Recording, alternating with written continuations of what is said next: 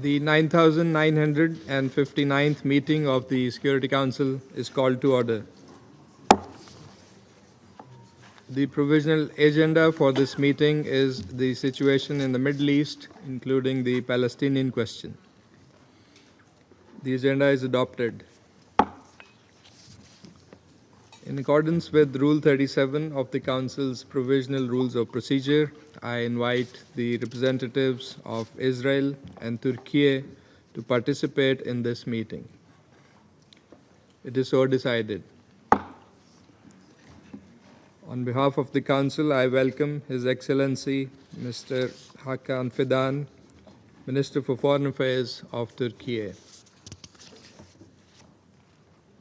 I propose that the Council invite the representative of the observer state of Palestine to the United Nations to participate in this meeting in accordance with the Provisional Rules of Procedure and the previous practice in this regard. There being no objection, it is so decided.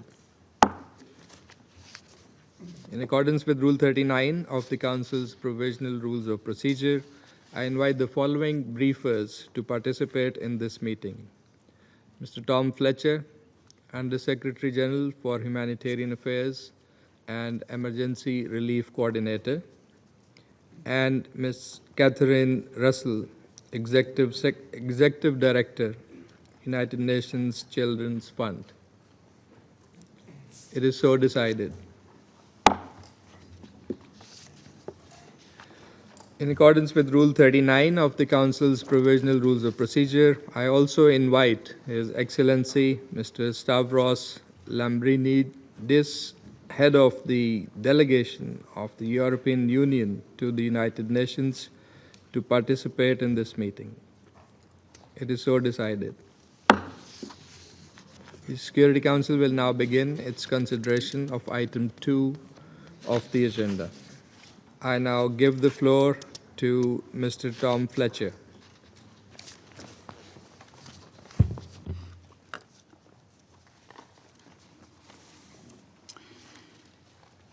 Mr. President, I want to remind this Council why we are briefing you today. The General Assembly gave us a humanitarian mandate in Resolution 46182, and a set of principles that you, as member states, have asked us to uphold: humanity, impartiality, neutrality, and independence. That means aid must go where needs are greatest and without discrimination. It means we answer to civilians in need, not the warring parties. Our mandate is also to advocate for international humanitarian law, not just to report to you on what we witness, but so that you, this Council, can take action, even when those responsible would rather silence us. Mr. President, we are beyond vocabulary to describe conditions in Gaza, so let me instead share facts. Food is running out. Those seeking it risk being shot. People are dying trying to feed their families. Field hospitals receive dead bodies, and medical workers hear stories firsthand from the injured, day after day after day. Starvation rates among children hit their highest levels in June, with over 5,800 girls and boys diagnosed as acutely malnourished. Last week, amid this hunger crisis, children and women were killed in a strike while waiting for the food supplements to keep them alive. And Hamas continue to hold hostages, and we've received reports of their attacks on aid workers. The health system is shattered. Only 17 of 36 hospitals and 63 of 170 primary healthcare centers are functioning, all only partially, even as mass casualties arrive daily. In some hospitals, 5 babies share one incubator. 70% of essential medicines are out of stock. Half of all medical equipment has been damaged. Pregnant women give birth without medical care. Women and girls manage menstruation without basic sanitary supplies. Water, sanitation systems are broken. Roughly 4 of every 5 of these facilities, including water points, are now located within militarized zones or areas under displacement orders. So even if they're functional, they're out of reach for those who depend on them. Mr. President, the fuel crisis in Gaza remains at a critical threshold. Last week, Israeli authorities agreed to allow 2 trucks of fuel to Gaza per day, 5 days a week, through the Kerem Shalom crossing. And we have some indication that approvals may increase slightly. We hope these will materialize. This is the first time any fuel has been allowed to enter the Strip in 130 days, and still no petrol has been permitted, which fuels many ambulances and other critical services. 2 trucks provide a fraction of what's required to run essential life-sustaining services. And even when fuel is allowed in for humanitarian purposes, our access to storing and moving it to where it is needed is not guaranteed. Mr. President, turning to the West Bank, there is continued loss of life and livelihoods, movement restrictions, growing displacement. Over the weekend, 2 Palestinian youths were killed in a settler attack near Ramallah. 1 was beaten to death, another was fatally shot. Dozens were injured, and ambulances were blocked from reaching the wounded. Settler violence is escalating at an alarming rate, and Palestinian communities are being displaced, injured, and their property damaged. Each day this year, the UN has documented an average of 4 incidents of settler violence against Palestinians and their property. In June, 100 Palestinians were injured by Israeli settlers, the highest number in 2 decades. Mr. President, Gaza's soaring humanitarian needs must be met without drawing people into a firing line. Israel, as the occupying power, is obligated to ensure that people have food and medical supplies. But that is not happening. Instead, civilians are exposed to death and injury, forcible displacement, stripped of dignity. It is for you to draw your own conclusions. But surely, we do not need to debate whether killing civilians waiting in line for life's essentials meets the responsibility to provide for civilian needs. We're awaiting the outcome of Israel's investigation into this and earlier incidents. I hope that you will also consider whether Israel's rules of engagement incorporate all feasible precautions to avoid and minimize civilian harm in all circumstances. This means, here as elsewhere, verifying targets, giving effective advance warnings, carefully choosing tactics and weapons, and cancelling or suspending an attack if it would cause disproportionate civilian harm. Mr. President, each time that we report on what we see, we face threats of further reduced access to the civilians we are trying to serve. We face that tension everywhere, but nowhere is that tension between our advocacy mandate and delivering aid greater than in Gaza. Visas are not renewed or reduced in duration, explicitly in response to our work on protection of civilians. Security clearances are not granted for staff to enter Gaza to continue their work, and humanitarian partners are increasingly denied entry to Gaza. In 2025, 56% of the entries denied were for emergency medical teams. Of course, as you know, hundreds of aid workers have been killed, and those who continue to work endure hunger, danger, and loss, like everyone else in the Gaza Strip. Personal tragedies continue to echo through our teams and their families. This morning, another ICRC colleague was killed. I pay tribute to them all and to the courage of the work of UNICEF and other agencies inside Gaza. Thousands, including many of our colleagues who are injured, are not able to leave to seek treatment. Mr. President, let me walk you briefly through what it takes to deliver your aid, the aid you fund, into Gaza. Something as simple as a bag of flour. Before reaching the crossing into Gaza, it must clear multiple layers of approval, including customs involving several ministries. Once approved, it is scanned, loaded onto Israeli trucks, and often re-inspected at Kerem Shalom. From there, it is either moved by pre-approved Palestinian trucks up the fence road that runs along Gaza's border, or transferred to so-called sterile trucks, which offload on the Palestinian side of the crossing and are picked up in different sized trucks from Gaza. It's why counting trucks is often misleading, because it's not always a ratio of 1-to-1. Once inside Gaza, movement requires navigating an obstacle course of coordination with Israeli forces through active hostilities, traveling on damaged roads, and often being forced to wait at holding points or pass through areas controlled by criminal gangs. And distribution is uncertain, as starving people often try to grab the flour off the back of our trucks. With these obstacles in place, your generous contribution may never reach our distribution points. And even if it does, getting it at scale to those in need remains deeply uncertain. And as I've said before, it doesn't have to be this way. We have a plan that works.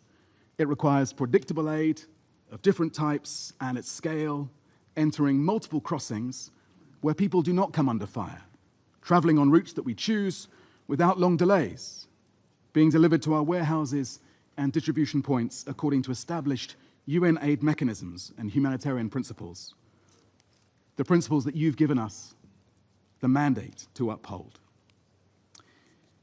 Mr. President, even as this broader plan remains stalled, and despite severe restrictions, thousands of colleagues on the ground, daily, at great personal risk, are still delivering life-saving aid.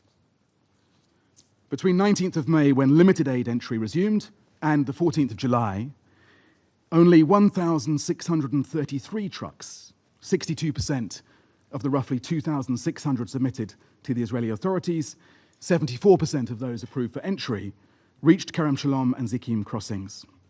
They carried mainly wheat flour, alongside limited quantities of food for kitchens, nutrition supplies, medical supplies, chlorine. After multiple steps of cargo offloading and uploading on different vehicles, a total of 1,600 Palestinian trucks could be collected for distribution inside Gaza. Last week alone, we had 21 emergency medical teams deployed providing life-saving services and some relief to doctors in Gaza. 238 pallets of medical supplies entered, including 10 cold chain pallets with 1,396 blood units and 1,550 plasma doses, enough for 10 days. We supported 800 weekly medical consultations for women and girls, enabled 84 kitchens to serve 260,000 meals daily, and delivered 17,000 cubic meters of drinking water through 1,300 collection points. This is life-saving support provided with dignity.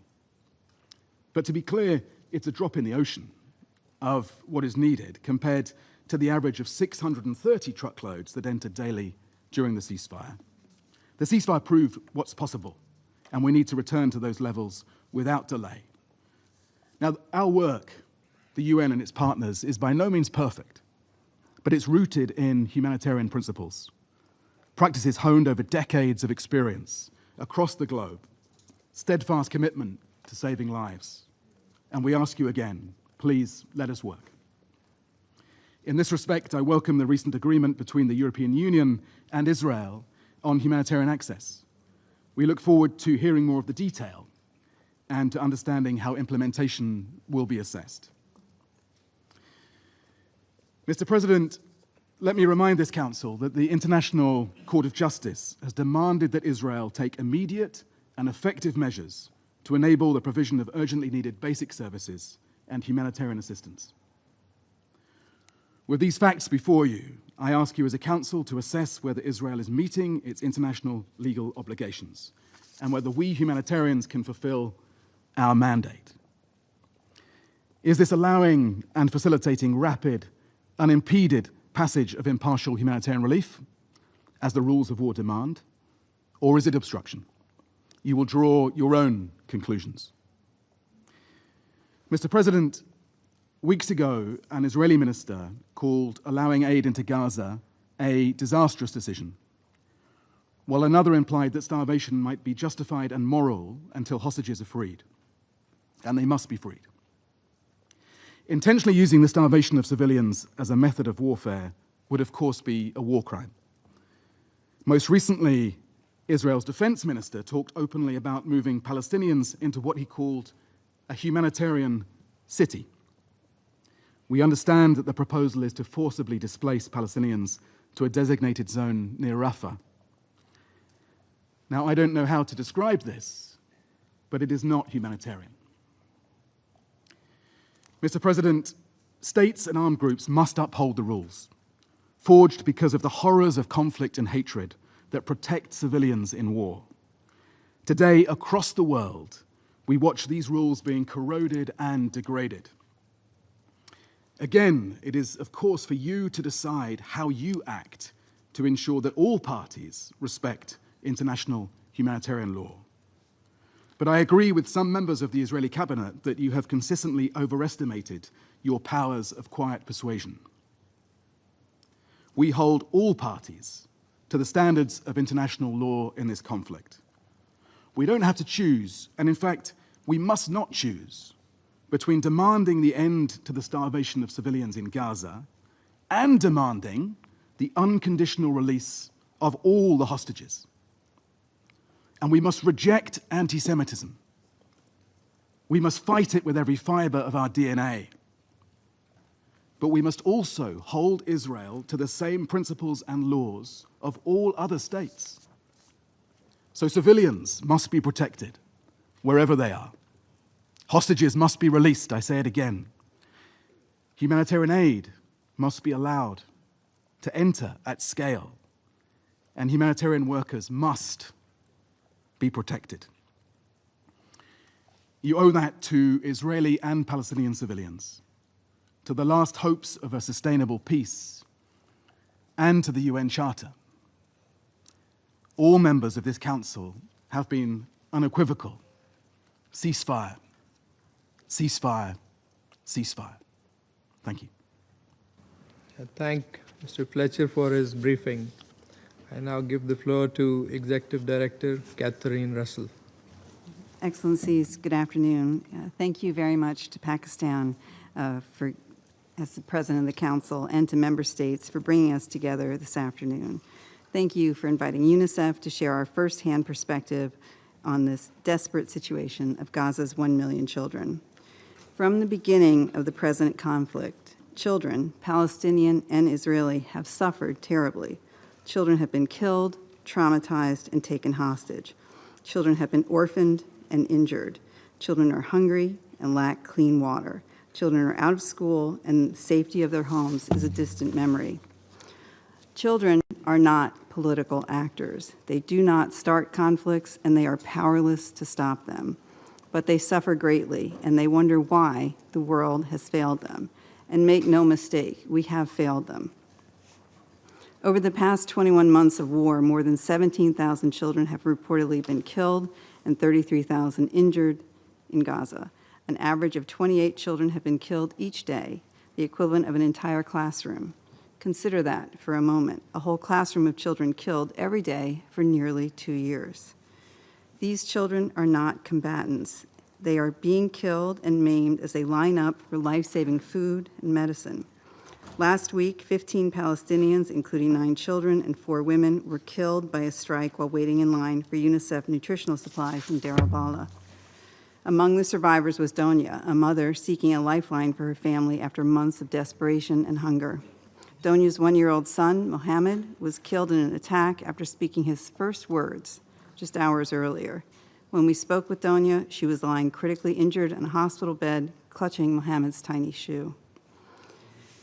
This past weekend, 10 people, including 7 children, were killed in an attack while collecting drinking water. And just today, at least 20 people, some of whom were children, were reportedly killed in a chaotic surge of people at a Gaza Humanitarian Foundation distribution site in southern Gaza.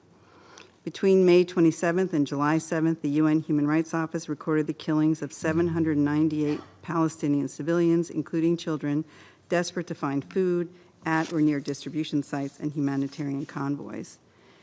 At the same time, the situation, as Mr. Fletcher mentioned, in the West Bank, including East Jerusalem, has significantly deteriorated. Since the start of the year, 33 Palestinian children have been killed in militarized operations and settler attacks.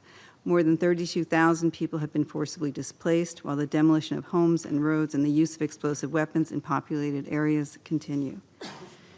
In addition, the number of Palestinian children from the West Bank in detention for alleged security-related offenses has reached its highest level in 7 years. This includes 120 children detained without charge or trial under administrative detention orders. Excellencies, children who survive the war in Gaza will be forever affected by the deprivation and exposure to traumatic events they've experienced. Even before the war began, half of Gaza's child population needed mental health and psychological support. Today, all of Gaza's children need these services. Children in Gaza are enduring catastrophic living conditions, including severe food insecurity and malnutrition. Of the more than 113,000 children screened for malnutrition in June, nearly 6,000 were found to be acutely malnourished. This represents a staggering 180% increase in acute malnutrition cases compared to February. These severely malnourished children need consistent, supervised treatment along with safe water and medical care to survive. In addition, water production capacity has plummeted, and as a result, 95% of households in Gaza do not have access to adequate water. Water pumping, desalination, and wastewater treatment are all operating at significantly reduced capacity because of the lack of fuel, and sanitation services are nearing collapse. With clean water increasingly difficult to access, children have little choice but to drink contaminated water. This is increasing the risk of disease outbreaks, with waterborne diseases now making up 44% of all healthcare consultations. We continue to see more cases of diarrheal and respiratory infection in children under the age of 5. And in recent days, our UNICEF team in Gaza have been responding to a meningitis outbreak with dozens of infants now gravely ill. Thousands of children need urgent medical support. Children with traumatic injuries and severe pre-existing medical conditions are at risk of death because the medical care they need is unavailable in the Gaza Strip. Hospitals that are still able to operate are overwhelmed, with emergency departments operating at full capacity and occupancy exceeding 100%. These facilities are facing severe shortages of essential medicine and fuel, disrupting critical care and leaving some operating rooms in the dark. Access to critical newborn care has been reduced by nearly 70%. At least 12,500 patients with severe injuries, chronic diseases, and complex medical conditions need urgent medical evacuation, including thousands of children. But only a small number of countries are taking in patients from Gaza, resulting in even more preventable deaths. Here, I would like to commend those countries, including those in the region, who are accepting patients from Gaza. Until Gaza's healthcare system has sufficient capacity, UNICEF is calling for increased support for medical evacuations, with the guarantee that all evacuated patients and their caregivers can return to Gaza following treatment and recovery. Excellencies, in mid-May, after almost 11 weeks of a complete aid blockade, authorities permitted a trickle of UN supplies to enter the Strip. It is nowhere near enough. Between May 19th and July 2nd, authorities allowed an average of 30 UN trucks per day to offload aid at designated crossings. This included UNICEF nutrition products, water treatment supplies, and vaccines. But 30 trucks a day are a fraction of what is needed for 2 million people to survive. We continue to call on the authorities to permit the entry and delivery of humanitarian aid in Gaza at sufficient speed and scale to meet the urgent needs of children and families. This includes fuel. With electricity cut off since the start of the war, all operations inside the Gaza Strip, hospital generators, ambulances, bakeries, water and sanitation facilities, and the communications network depend on fuel. A crippling fuel shortage is now forcing essential services to shut down, putting the lives of over 1 million children at risk. Fuel must be consistently allowed into Gaza in sufficient quantities to sustain life-saving operations. Excellencies, for the last several months, the UN-led humanitarian response has been sidelined, despite the fact that during the March ceasefire, we were delivering assistance in an efficient and safe manner. This included essential vaccines and neonatal care, life-saving nutrition services, and access to clean water, provided through more than 400 distribution points across Gaza. UNICEF and our partners went even further, delivering aid door to door, reaching malnourished children and pregnant mothers directly in their places of refuge. We implore you again to ensure that UNICEF and our humanitarian partners are allowed to do our jobs. We have proven that essentials like medicine, vaccines, water, food, and nutrition for babies can reach those in need, wherever they are, when we have appropriate access. We urgently need a return to the functioning UN-led aid pipeline with safe and sustained humanitarian access through all available crossings. In addition, UNICEF reiterates the Secretary General's appeal to ensure that all aid delivery is demilitarized and grounded in the principles of humanity, impartiality, neutrality, and independence. Civilian safety must be paramount. I urge this Council to use its full weight to press parties to accept these principles and rules. Excellencies, in Gaza, the effects of the violence perpetrated on children have been catastrophic. International law is clear. All parties to the conflict have an obligation to protect civilians and ensure the safe and unimpeded delivery of humanitarian assistance. We call on all parties to immediately act to protect children. We call on Israel to urgently review its rules of engagement to ensure full compliance with international humanitarian law, notably the protection of civilians, including children, and to conduct thorough and independent investigations of incidents and alleged violations to ensure accountability. And we call on all parties to abide by their legal obligations to ensure the survival and well-being of the civilian population, including through safe, rapid, and unimpeded humanitarian access. We call on Hamas and other Palestinian armed groups to uphold international humanitarian law, including respect for facilities that civilians depend on and the facilitation of unimpeded access. In addition, they should immediately and unconditionally release all hostages held inside Gaza. All parties to the conflict should urgently agree to a ceasefire, and we call on this Council to use all tools at its disposal to address human suffering and put an end to this war. Lastly, we call on all member states to use their leverage to de-escalate the conflict in the meantime. Excellencies, the simple truth is that we are failing Gaza's children. Seen through their eyes, our failure is a betrayal of their right to be children, children who are healthy, who are safe, and who are educated. History will judge this failure harshly, and the children will judge it too. Children in Gaza, like children all over the world, deserve peace. Our job is to give children the future they deserve. We simply must do better. Thank you. I thank Ms. Russell for her briefing. I now give the floor to those council members who wish to make statements. And I give the floor to the representative of the United Kingdom. Thank you, President. I'd like to start by thanking USG ERC Fletcher and Executive Director Russell for their sobering briefings and to thank them for the courage and the work of their teams on the ground. The United Kingdom, together with Denmark, France, Greece and Slovenia, called for this meeting out of deep concern for the Israeli government's inhumane approach to the crisis in Gaza. This week marks 650 days since the horrific Hamas attacks of October 7th. With each day that passes, the hostages suffer yet more agony, in appalling conditions and deprived from contact with their loved ones. And with each day that passes, the people of Gaza suffer death, desperation and displacement. This conflict has gone on for far too long. There is a deal to be done.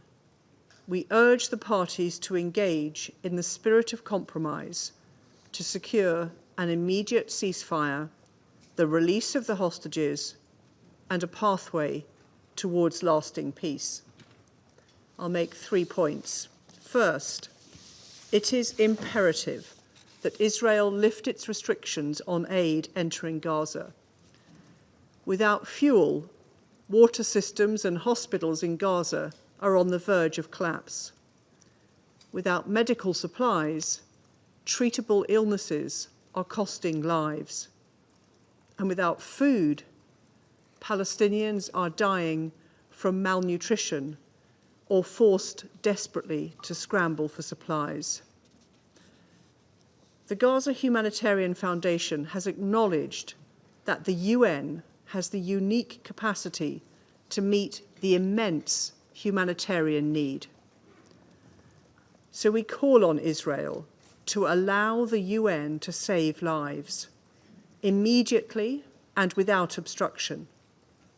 The United Kingdom welcomes the agreement between the EU and Israel, but we need to see words turned into action.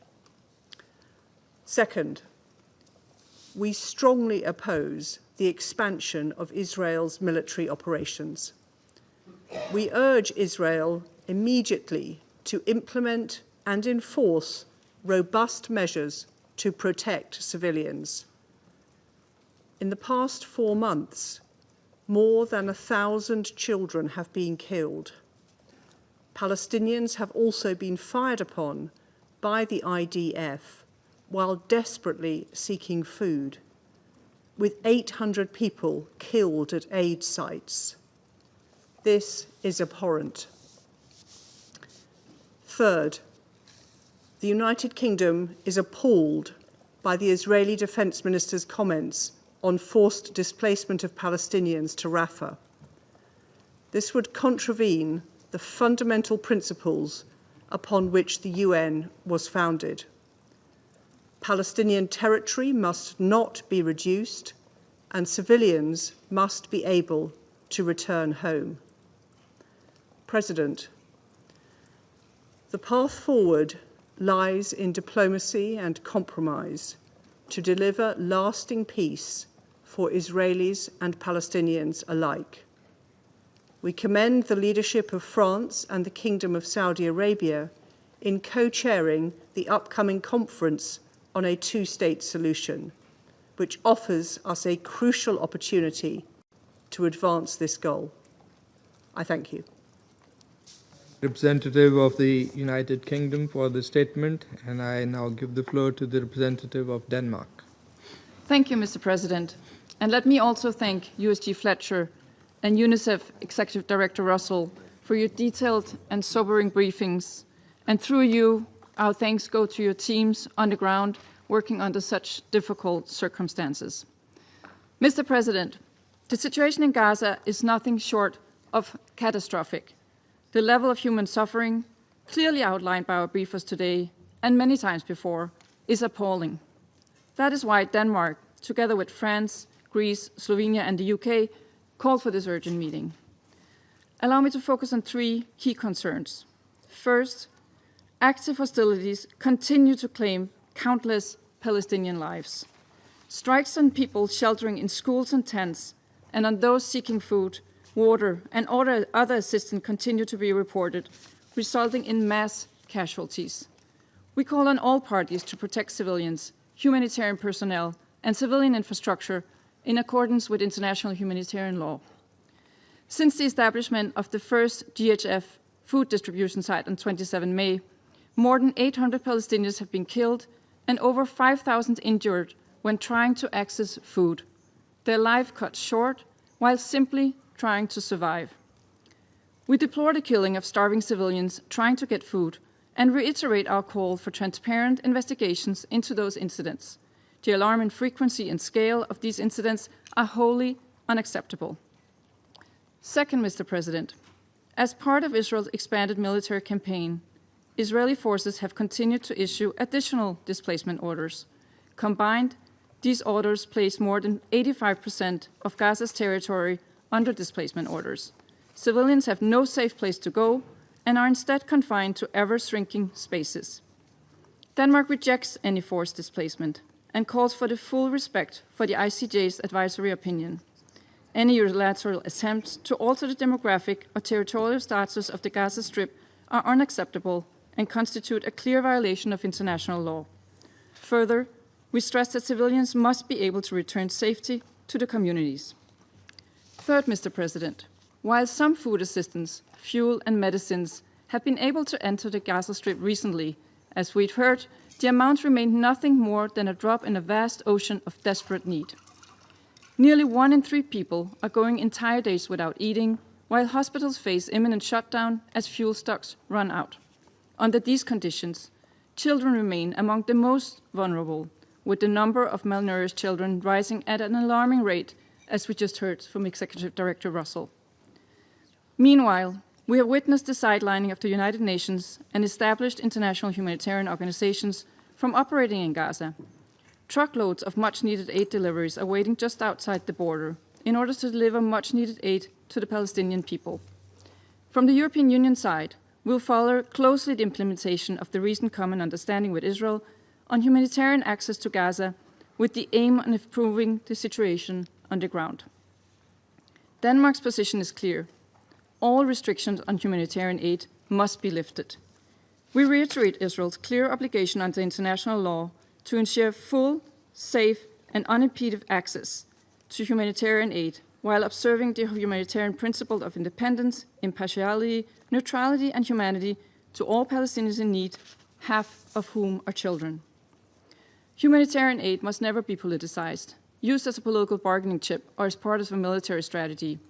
As we've stated before, this sets a dangerous precedent for the future of humanitarian work in war zones around the world.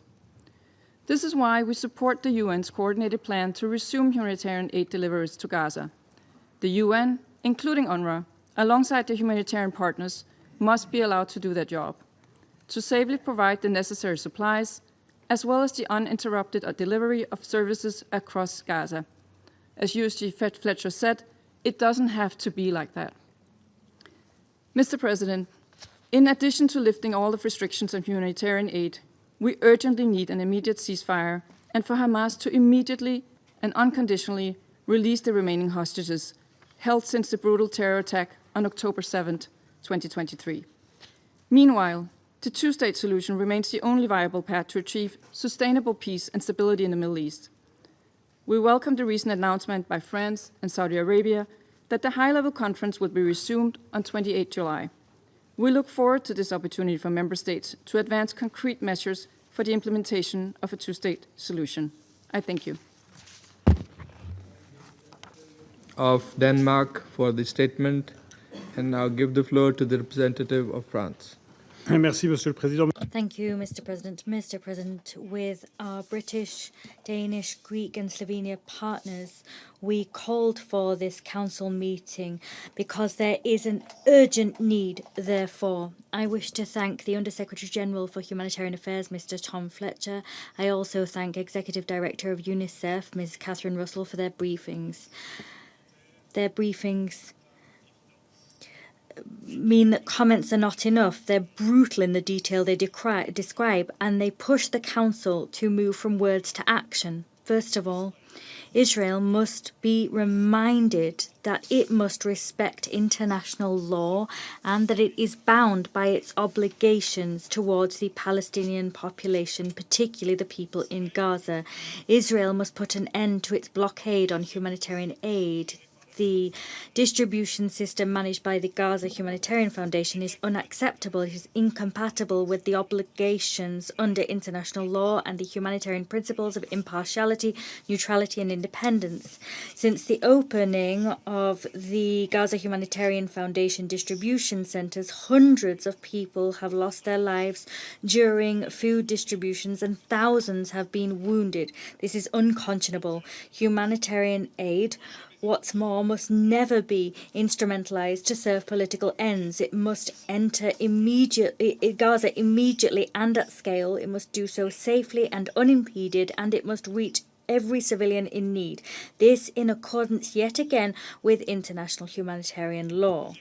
Secondly, the Council must call upon Israel to fully implement its commitments, namely those pursuant to the agreement signed with the European Union on July 10th. That agreement should make it possible to increase the unimpeded delivery of aid. This assistance, as provided for by the agreement, must be provided by the United Nations and its partners. They are the only stakeholders with the capacity to deliver aid while stringently adhering to humanitarian principles and with all possible guarantees regarding the proper distribution of the aid. Of course, food aid, but beyond food aid, medical aid and all other types of aids. all aid to guarantee the survival of hundreds of thousands of innocent civilians who have the right to that assistance and to protection.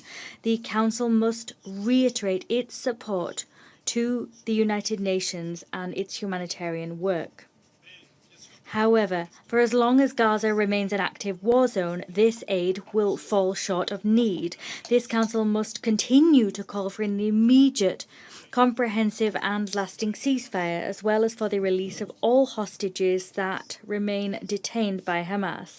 They must be unconditionally released. These are the only ways to guarantee the real protection of people and sustained humanitarian access. Proposals for agreements have been presented. Talks must now forge ahead on this basis in good faith, and once again we commend the tireless mediation efforts made by Qatar, the United States, Egypt, and we support these efforts. Finally, the extremely grave nature of the humanitarian situation in Gaza reminds us every day that it is urgent to strive for a political settlement to the Israeli-Palestinian conflict.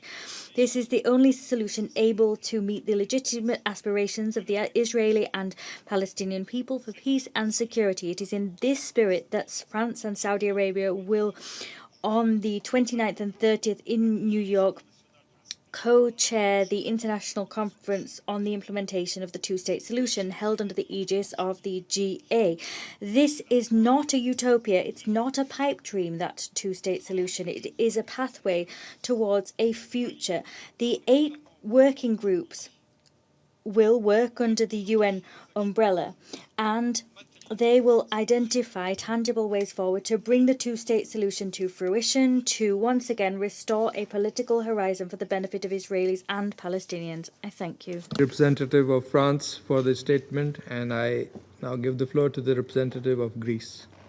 Thank you, Mr. President, and thank you for responding to the joint call of 5 member states, namely United Kingdom, Denmark, France, Slovenia, and my own country, Greece, for an urgent briefing on the humanitarian situation in Gaza.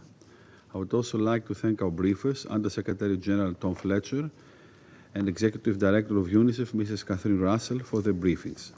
Mr. President, a year and a half into this conflict, a severe humanitarian crisis has taken hold of the entire Gaza Strip. The entire population of Gaza, half of whom are children, is facing conditions of unimaginable distress, displaced, unsafe, deprived of access to basic means of survival. They struggle every day to make it to the next.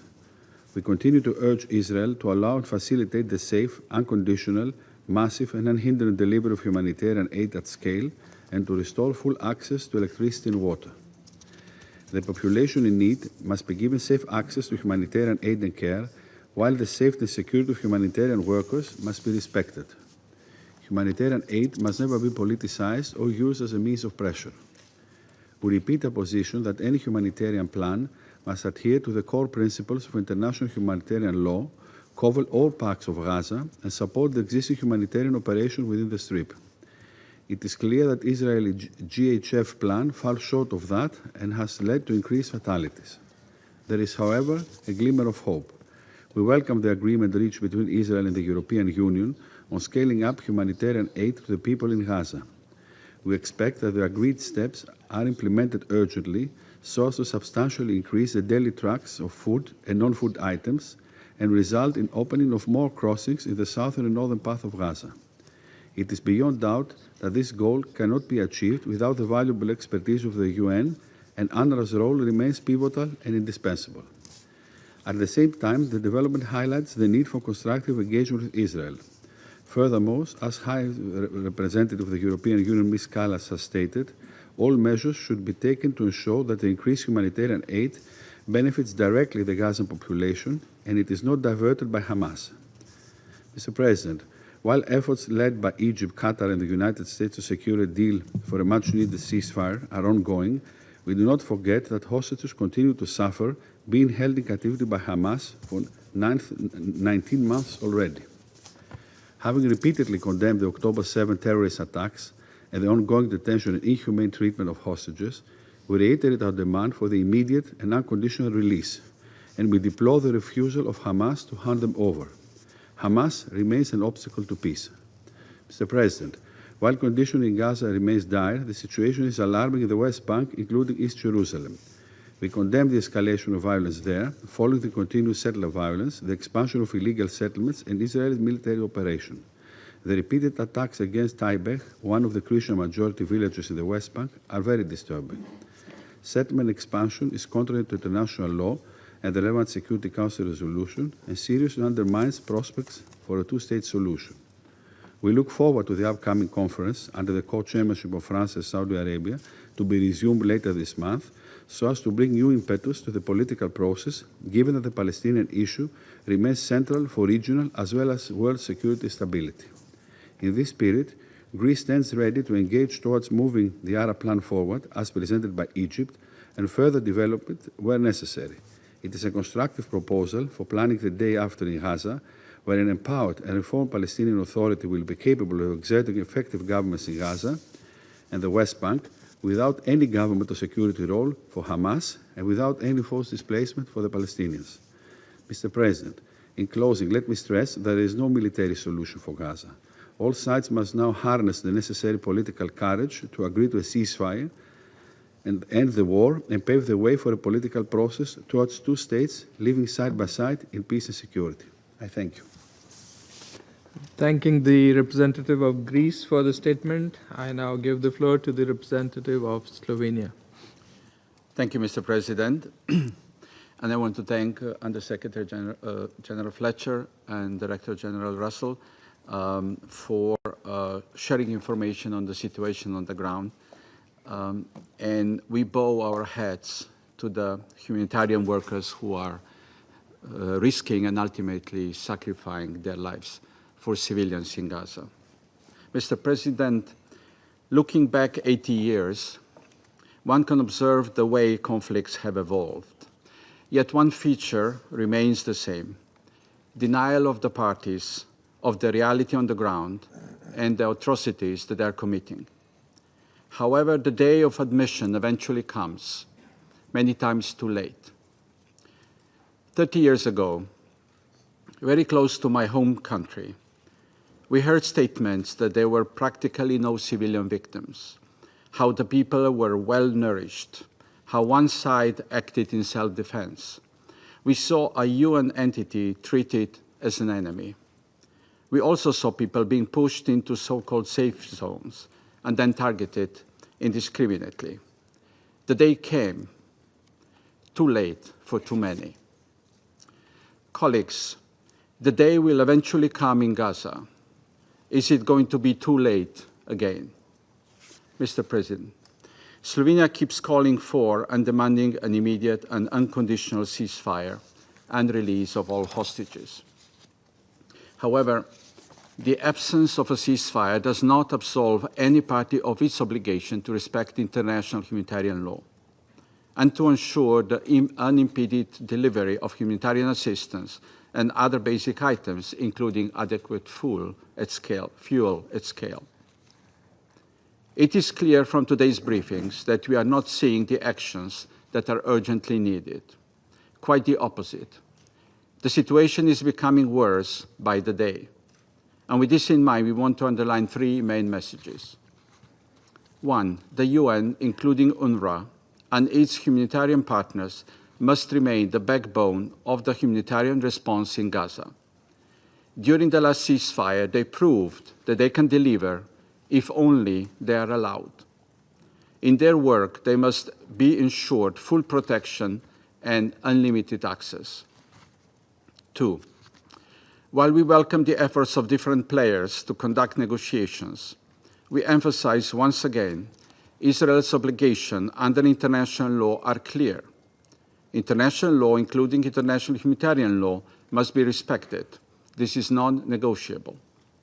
Three, humanitarian action, including aid delivery, must be based on the established principles of humanity, neutrality, impartiality, and independence. These principles ensure the effective and ethical delivery of aid in any conflict zone. They prevent humanitarian aid from being used as an instrument of war. Tragic incidents in Gaza near GHF sites remind us that there are no blurred lines with regard to the respect of international humanitarian law. Either you respect it or you don't. While the humanitarian situation is only getting worse, the military offensive continues relentlessly. The suffering of civilians in Gaza and hostages still in captivity persists. Statements and plans on further forced displacement are still looming. Instead of playing and learning, the daily life of children in Gaza is marked by displacement, malnourishment, and perpetual trauma. What we need urgently is a ceasefire in Gaza. We need political will to end this war and political will to build peace. Instead, we are witnessing sanctions on the representatives of international bodies and mechanisms solely for carrying out the work the UN has mandated them to do. We take this opportunity to thank those working to ensure accountability for violations taking place on both sides of the conflict.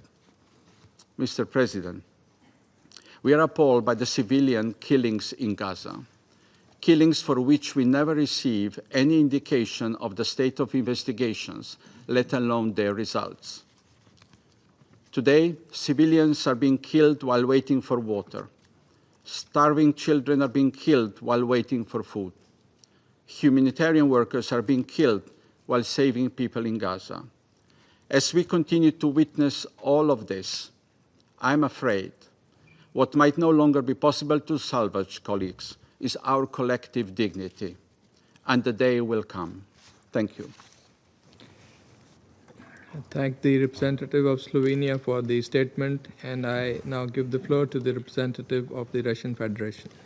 Господин Mr. President, I would like to thank the Undersecretary General for Humanitarian Affairs, Tom Fletcher, and the Executive Director of UNICEF, Catherine Russell. We thank them for their briefings, which showed us the true scale of the tragedy of Palestinian civilians continuing in Gaza. Day in, day out, we are seeing the humanitarian situation there, which is plumbing new and new depths. The people in the Strip are living under the conditions of full-scale humanitarian disaster, and they are facing unfathomable hardship and hunger, which kills the adults and children. At the same time, despite the efforts by the humanitarian agencies and basically unanimous support from the Security Council, the humanitarian assistance, which is something that essentially all people in the Strip depend, is arriving in highly restricted amounts, and which are clearly not commensurate with the scale of the disaster.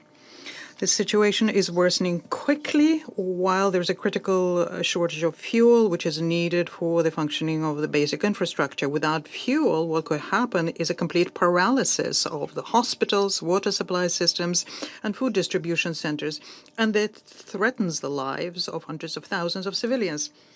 We are particularly worried by the news that there is a possible stoppage of the water desalination facilities. It's unacceptable to have the people in Gaza, children first and foremost, that they are left without access to drinking water. The collapse of the water supply system can also lead to the outbreak of infectious diseases, which would further compound the humanitarian situation.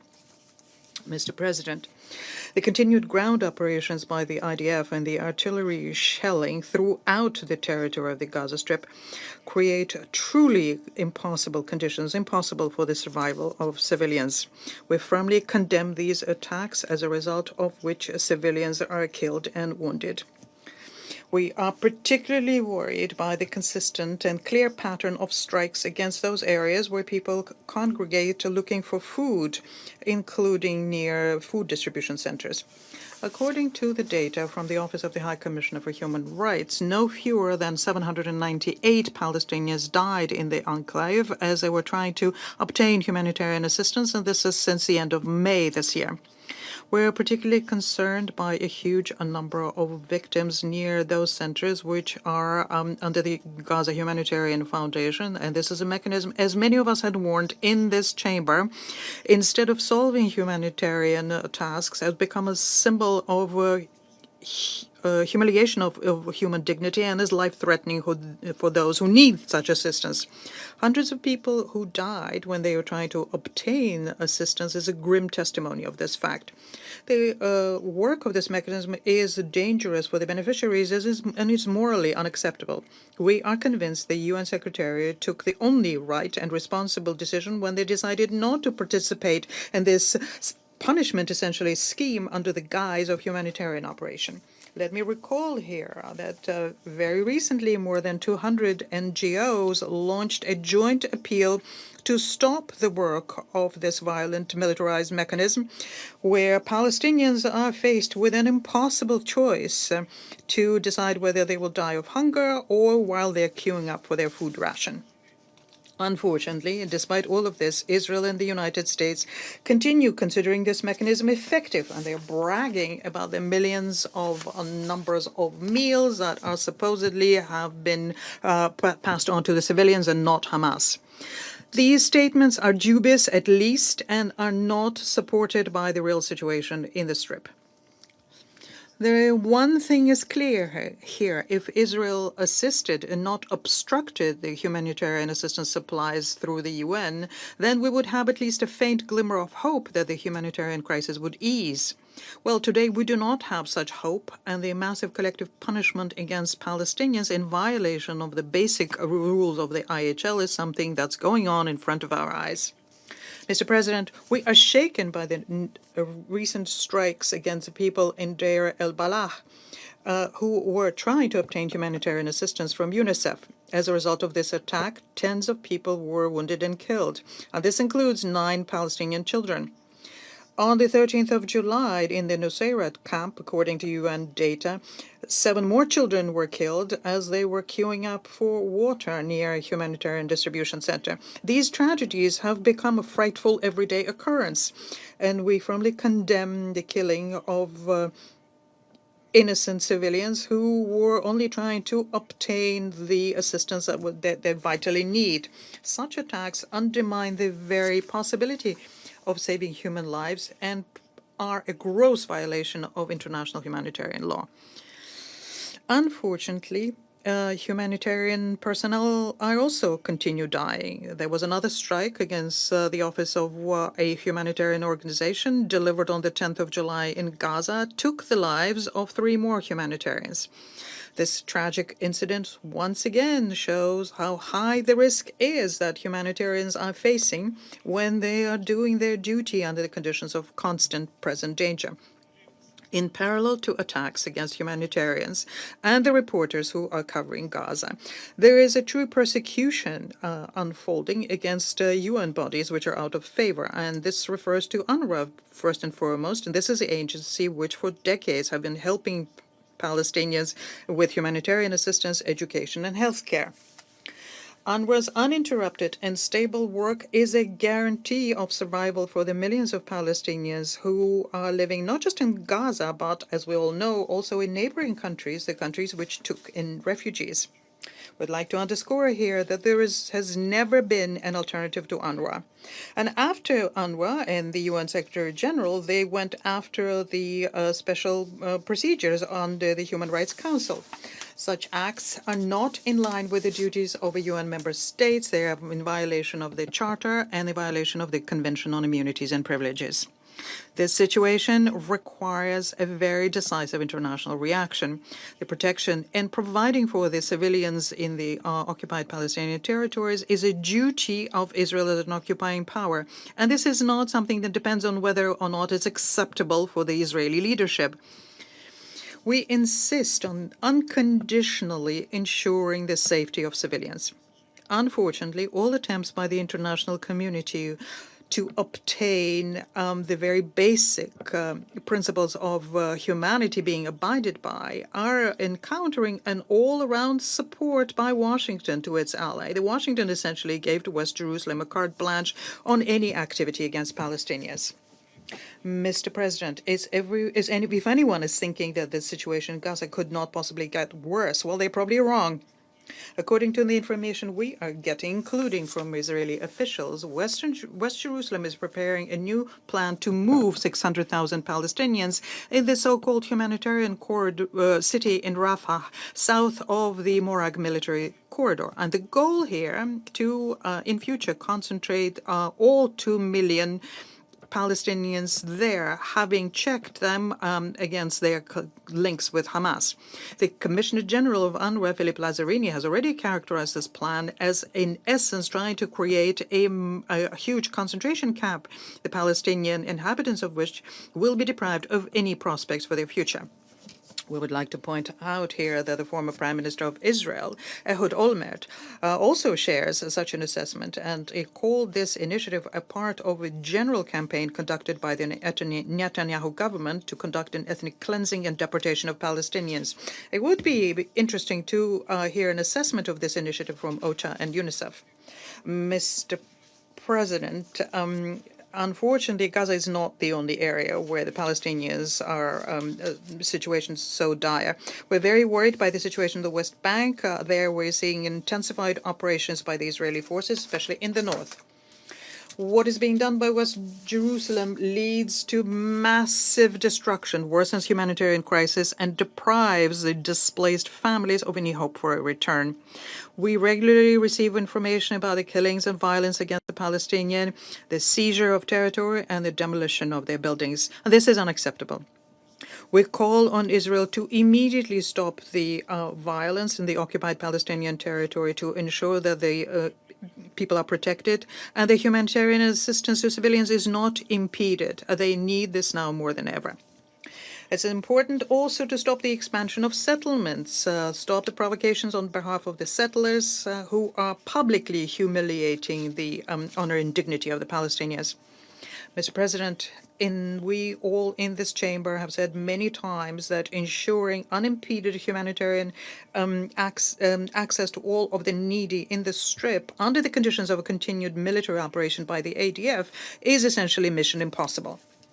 Furthermore, it's clear for everyone that using force so as to save the hostages in Gaza is something that has shown to be ineffective.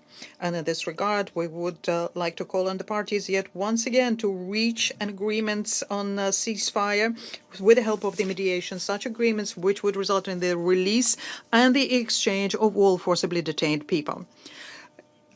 In order for the authorities in Israel to finally lift the blockade of this sector, the Washington has to reject their unconditional support for West Jerusalem, stop covering their violations of IHL, and use their influence to stabilize the situation.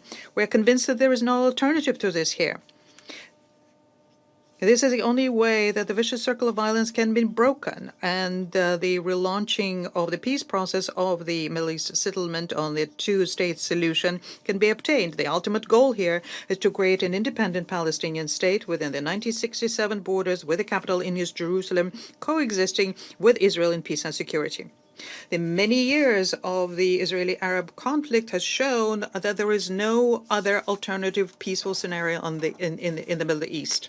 In this context, we welcome the intent on the part of Saudi Arabia and France to convene an international high-level conference to support the two-state solution at the end of the month in New York, and we plan to participate in it very actively. I thank you. I thank the representative of the Russian Federation for the statement, and now give the floor to the representative of Republic of Korea. Thank you, Mr. President. I thank USG Tom Fletcher and Executive Director Catherine Russell of UNICEF for their sobering briefings. Mr. President, humanitarian assistance should not be used as a political tool. And aid seekers must not risk their lives to get life-saving assistance. Unfortunately, what we witness every day in Gaza for several months contradicts our fundamental belief. We are deeply concerned by the recent announcement by the UN that as of July 13th, 875 Palestinians in Gaza have been killed while trying to reach food. Out of those victims, 674 killed in the vicinity of the GHF sites. Every effort to deliver humanitarian aid, including food, medicine, and fuel, should be encouraged. But what we should not overlook is that such assistance must be carried out in a safe and dignified way, in full compliance with humanitarian principles. Amid the complete restrictions of access to the international media, we still encounter shocking videos and overwhelming testimonies about each person's experience at the GHF distribution sites. Those witnesses are not only Palestinian civilians, but also now include foreign security employees and even IDF soldiers. Despite this situation, there is still a persistent lack of accurate and sufficient information. Despite this situation, there is still a persistent lack of accurate and sufficient information on the facts around the GHF aid distribution sites or near UN convoys, and this should not be ignored.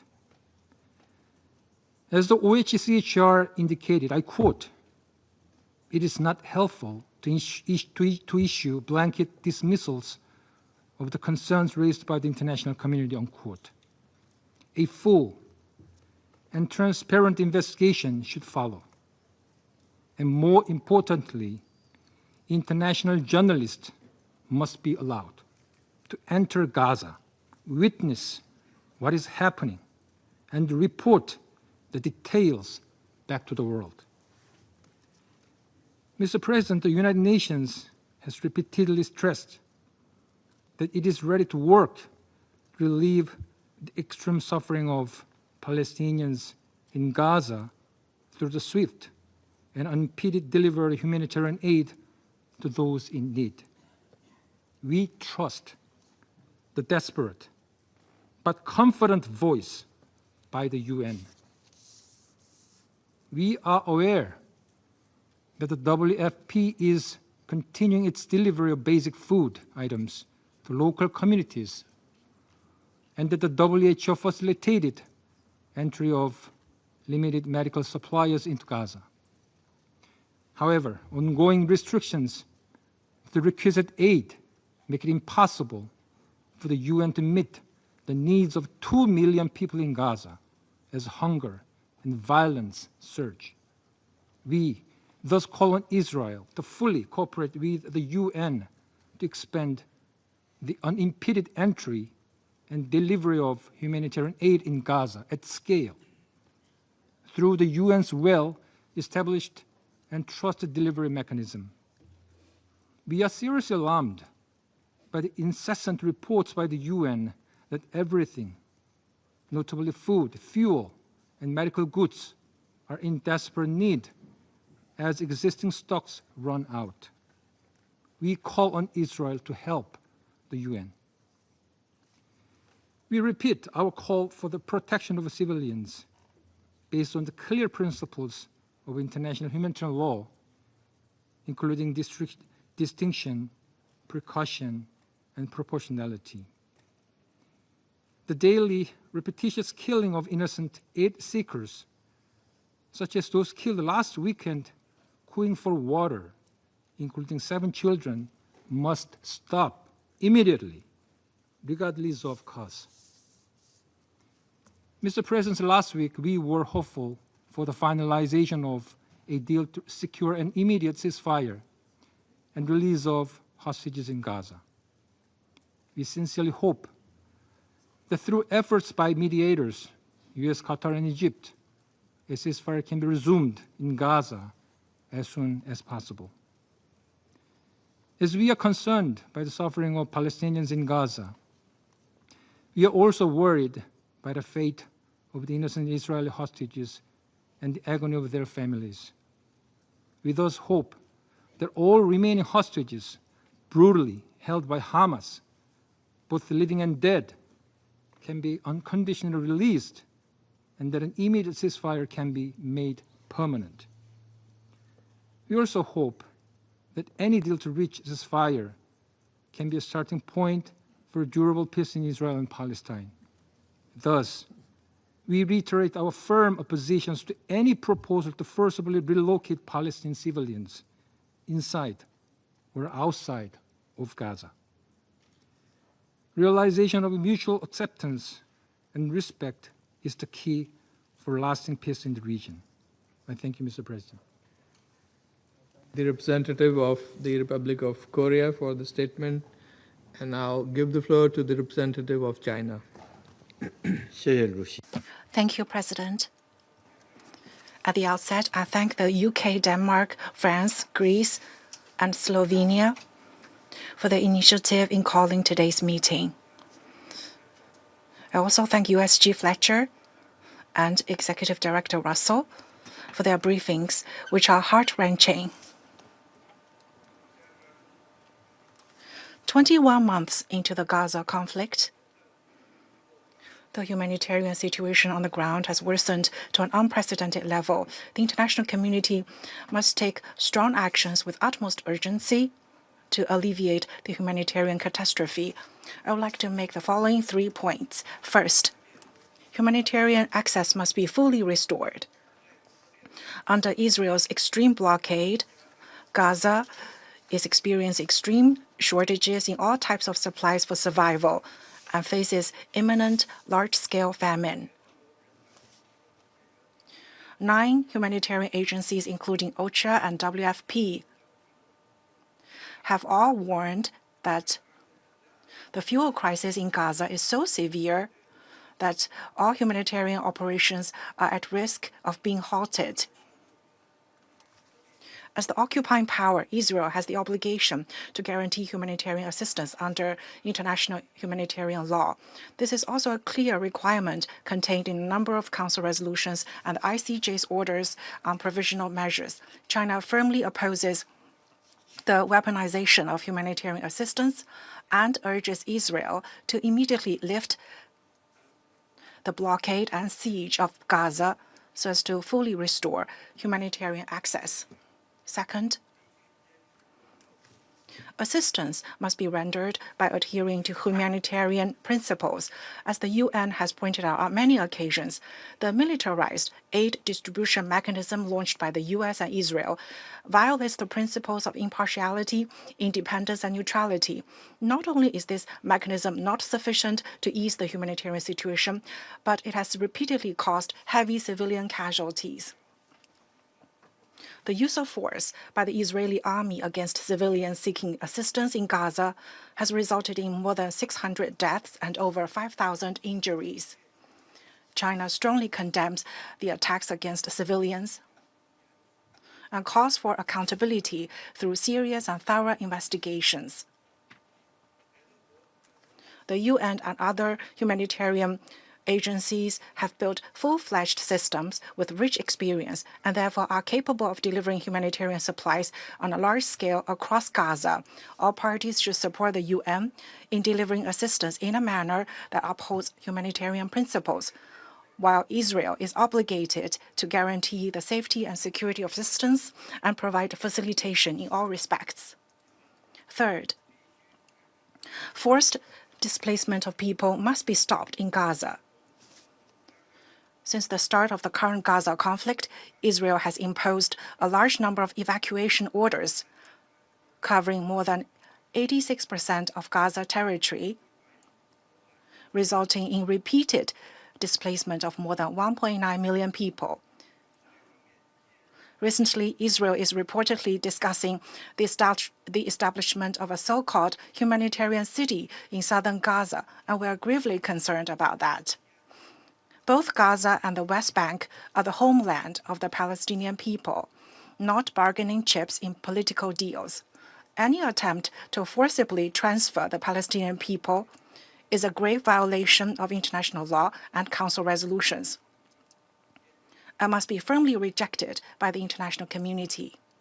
President, an immediate and lasting ceasefire in Gaza is the is the key precondition for saving lives and easing the humanitarian disaster.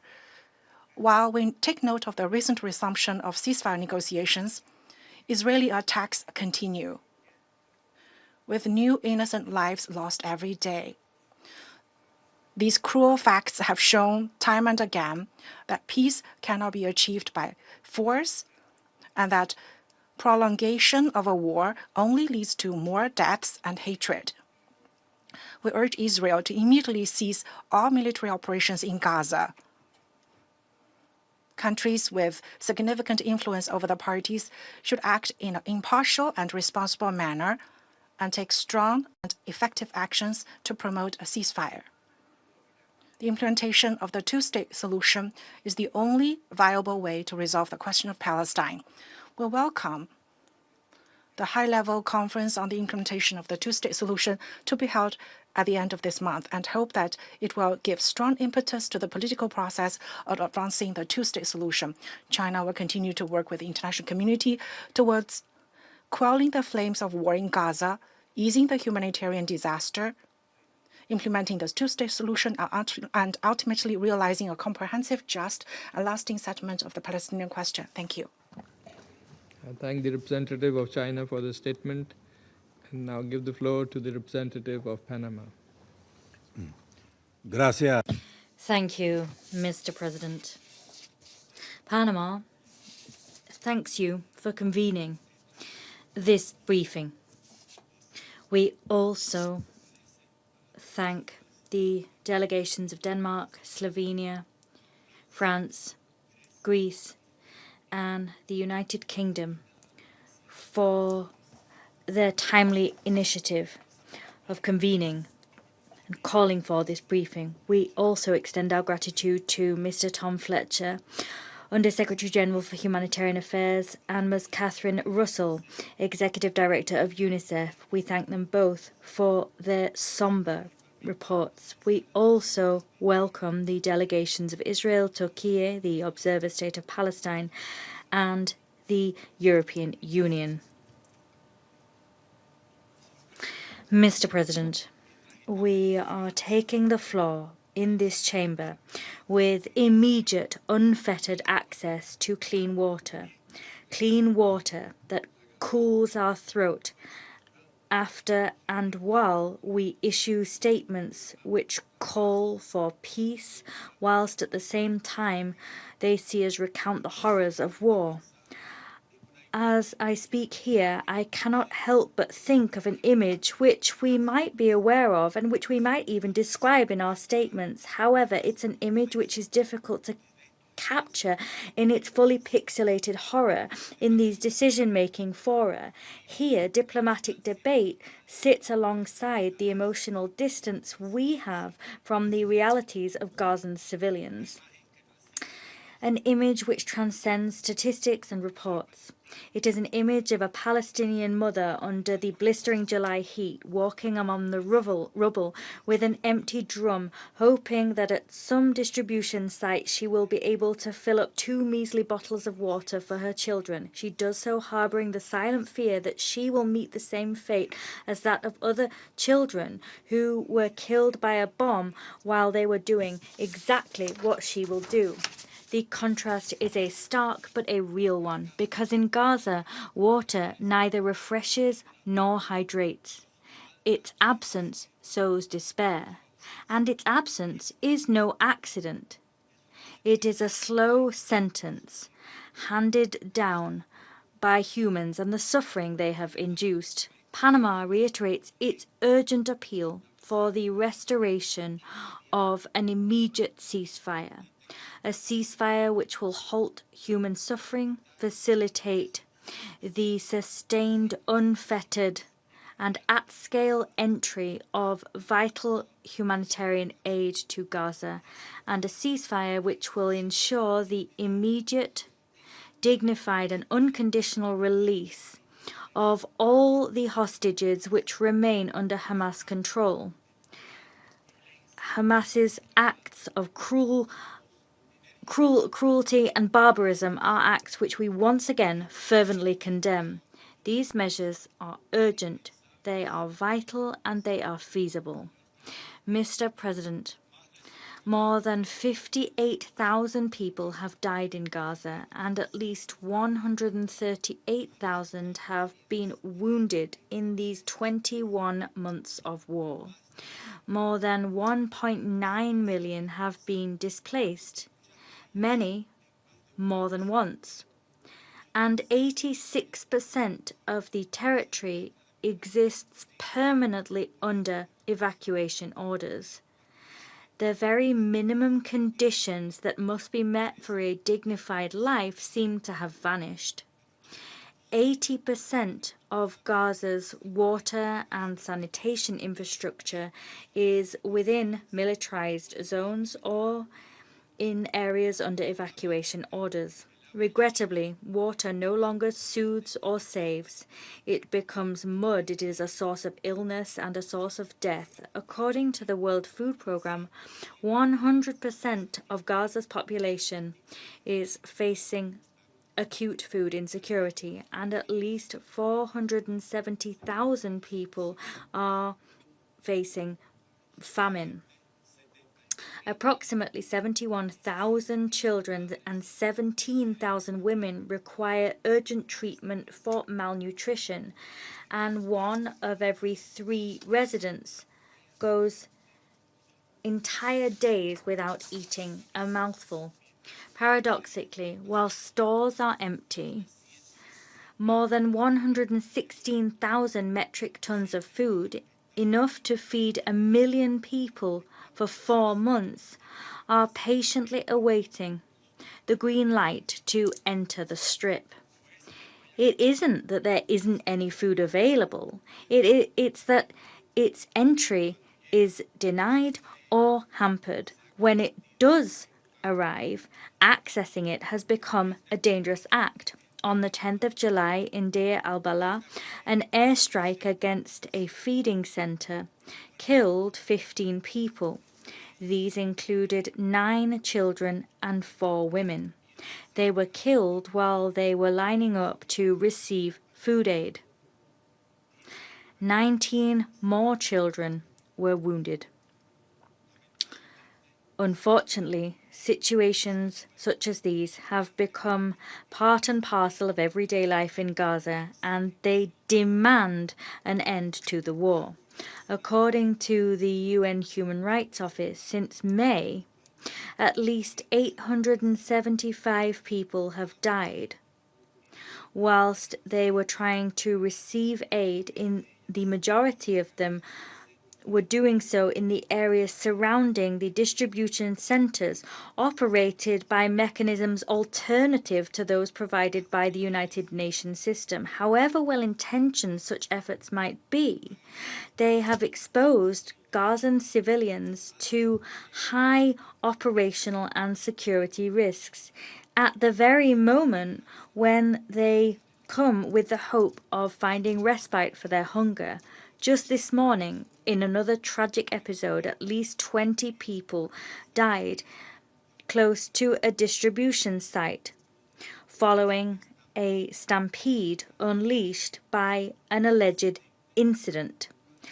That once again underscores the fragile nature of these alternative mechanisms and the risks they pose to the civilian population. The aforementioned makes it patently clear that in addition to being unsafe, these alternative mechanisms have proven insufficient, ineffective, and in some cases even counterproductive. The future of Gaza's people cannot remain one of death, hunger, thirst, and perpetual displacement. Panama reaffirms its support for the United Nations agencies. They have proven to have the operational capacity necessary even under the most extreme conditions. Consequently, we insist that all humanitarian efforts must strengthen and not replace or substitute the already established mechanisms. We reiterate that the protection of civilians, humanitarian personnel, and United Nations facilities is an obligation under international humanitarian law. Mr. President, in a world which produces enough food for everybody, in a world which has developed technologies capable of saving lives, and in a world which has the means to make humanitarian aid arrive where it's needed, even in the midst of conflict, allowing civilians to die from hunger, thirst, or preventable disease is an unconscionable tragedy.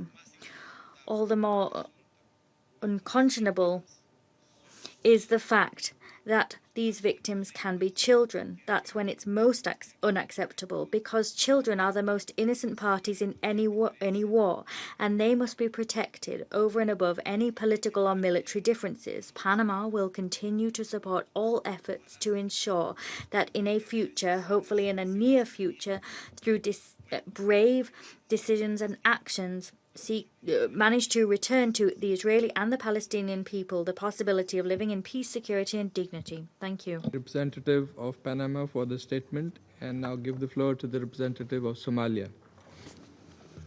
Mr. President, Somalia extends its gratitude to Denmark, France, Greece, Slovenia, and the United Kingdom for calling for this urgent meeting. We also thank USG Fletcher, Director Russell, for their sobering insights on the deepening humanitarian crisis in the occupied Palestinian territory, and commend UN personnel's dedication and sacrifices under unprecedented circumstances. We are gravely alarmed by the continuing humanitarian catastrophe in Gaza, where families have been shattered, entire neighborhoods obliterated, and nearly 2 million people forcibly displaced. Gaza's health, water, and sanitation systems have collapsed under constant siege and bombardment. According to UNICEF and other agencies, children form the overwhelming percentage of those killed. Today, Gaza stands as the most dangerous place in the world to be a child. The use of starvation as a weapon of war has brought about full-scale famine in most of Gaza. Aid convoys are routinely obstructed or targeted. Over 500 Palestinians have tragically been killed while simply waiting for aid. There is no safe space in Gaza, and the population has exhausted all and its last coping mechanisms. Humanitarian operations are crippled by severe restrictions and ongoing insecurity. Somalia is particularly appalled by the deliberate targeting of humanitarian personnel. More than 340 UN staff members have died since the start of this conflict, the highest number of fatalities among UN personnel in any single conflict. These individuals risked everything to deliver hope and sustenance, which is an indicament of this war's conduct. The killing of aid workers, journalists, and medical staff must be investigated, and those responsible must be held accountable. International humanitarian law must be respected without exceptions. The deliberate targeting of civilians, denial of aid, and the use of starvation as a tool of war are not only morally abhorrent, they are grave violations of international law. These actions are not limited to Gaza. In the occupied West Bank, daily violations by Israeli forces and settlers, including arbitrary killings, home demolitions, and the expansion of illegal settlements, have led to more than 949 Palestinians killed since October 7th, including over 200 children. This is the highest toll since 1967 and only serves to deepen the occupation and undermine the two-state solution. Mr. President, We welcome the ongoing ceasefire proposal and commend the efforts of Egypt, Qatar, and the United States. But words must be matched by action. Our delegation reiterates its call for an immediate, permanent, and unconditional ceasefire, unhindered humanitarian access across Gaza, protection of civilians and aid workers in line with international humanitarian law, and the release of all hostages and detainees on both sides. As long as the root causes of occupation, blockade, and the denial of Palestinian self-determination persist, peace will remain out of reach. Somalia reaffirms its unwavering support for the inalienable rights of the Palestinian people, including their right to self-determination and to establish an independent, sovereign state of Palestine with Al-Quds al-Sharif as its capital in accordance with relevant UN resolutions and the Arab Peace Initiative. We urge the international community to move beyond statements of concern and toward a principled, coordinated, and an enforceable response that upholds the values and the obligations under the UN Charter. I thank you, Mr. President. I thank the representative of Somalia for the statement, and now give the floor to the representative of the United States. Thank you, Mr. President. And I'd like to acknowledge Undersecretary General Fletcher and Executive Director Russell's briefings, although I would take issue with some of the characterizations in Mr. Fletcher's remarks, which pointed the finger of blame solely on Israel, with one reference to Hamas. I will also address in my remarks how refusal to work with the Gaza Humanitarian Foundation is tantamount to dereliction of duty in the humanitarian space. Mr. President, the United States remains actively engaged in addressing the humanitarian situation in Gaza. Special Envoy Witkoff continues to work tirelessly to reach a deal that would free the hostages and bring about a ceasefire that will pave the way for peace and prosperity in Gaza and the broader region. Mr. President, before I continue, I want to state that we are aware of reports of fatalities at a Gaza Humanitarian Foundation site in Khan Yunis, and the United States mourns this loss of life. The GHF stated it confiscated weapons at the site and has credible reason to believe that elements within the crowd, armed and affiliated with Hamas, deliberately fomented the unrest. Regarding our diplomatic efforts, Israel has accepted proposed ceasefire terms.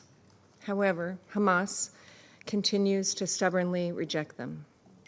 We would have a ceasefire today if Hamas had agreed to the proposal on the table. The responsibility for the situation in Gaza lies solely with Hamas. It is long overdue for members of this Council and the UN system to place the pressure where it belongs, on Hamas, which continues to prolong this war and hold 50 hostages, including Americans Itai Hen and Omer Nutra, in captivity. Hamas has held them captive for more than 21 months. The United States will not rest until all remaining hostages come home. Mr. President, no one wants to see Palestinian civilians in Gaza go hungry and thirsty. The United States supports getting assistance to civilians in Gaza. This should happen in a way that does not allow Hamas to benefit. And with respect to reported fatalities or injuries of humanitarian workers as a result of IDF fire, we wish a swift recovery to those injured and offer condolences to those killed. And we recognize Israel's ongoing commitments to investigate these incidents. I would also recall that on June 11th, we witnessed Hamas's murder of 8 innocent Palestinians who were working on behalf of the Gaza Humanitarian Foundation attempting to feed their fellow civilians in Gaza. We condemn Hamas's murders in the strongest possible terms.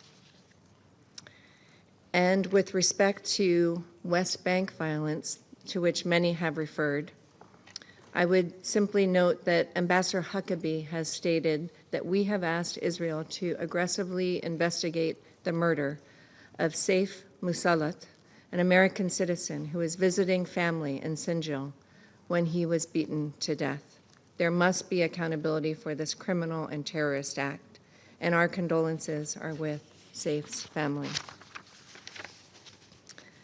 Mr. President, unfortunately today, we have heard many council members and aid agencies continue to defend a failed system rather than support the GHF as it delivers life-saving assistance to those in need. We would urge member states and the UN to support the GHF and stop echoing incorrect information that benefits Hamas and undermines the secure delivery of aid to civilians in Gaza. It is unconscionable that members of this council have focused on criticizing the GHF rather than condemning Hamas and Palestinian Islamic Jihad for their continued abuse of the Palestinian civilians in Gaza. The result is an ever-growing credibility gap for the United Nations. The Security Council, member states, and the United Nations have failed to condemn Hamas's attacks against GHF personnel. Hamas has murdered innocent Palestinians and injured 2 Americans working for the GHF and attempting to feed civilians. In the previous system, Hamas systematically looted humanitarian assistance, turning aid into a tool of control. We saw during the previous ceasefire how the diversion of aid helped Hamas replenish its ranks. Hamas cynically exploited aid for its own purposes, leaving civilians to navigate chaos and lawlessness. The United States supports the delivery of humanitarian aid to civilians in Gaza in a manner that does not benefit Hamas. The GHF is providing crucial and successful. The GHF is a crucial and successful mechanism for doing so, distributing more than 76 million meals to civilians in Gaza to date.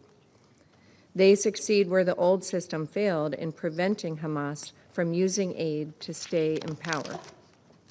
It has consistently been able to deliver aid to civilians and remains committed to delivering aid consistent with the humanitarian principles of impartiality, neutrality, independence, and humanity.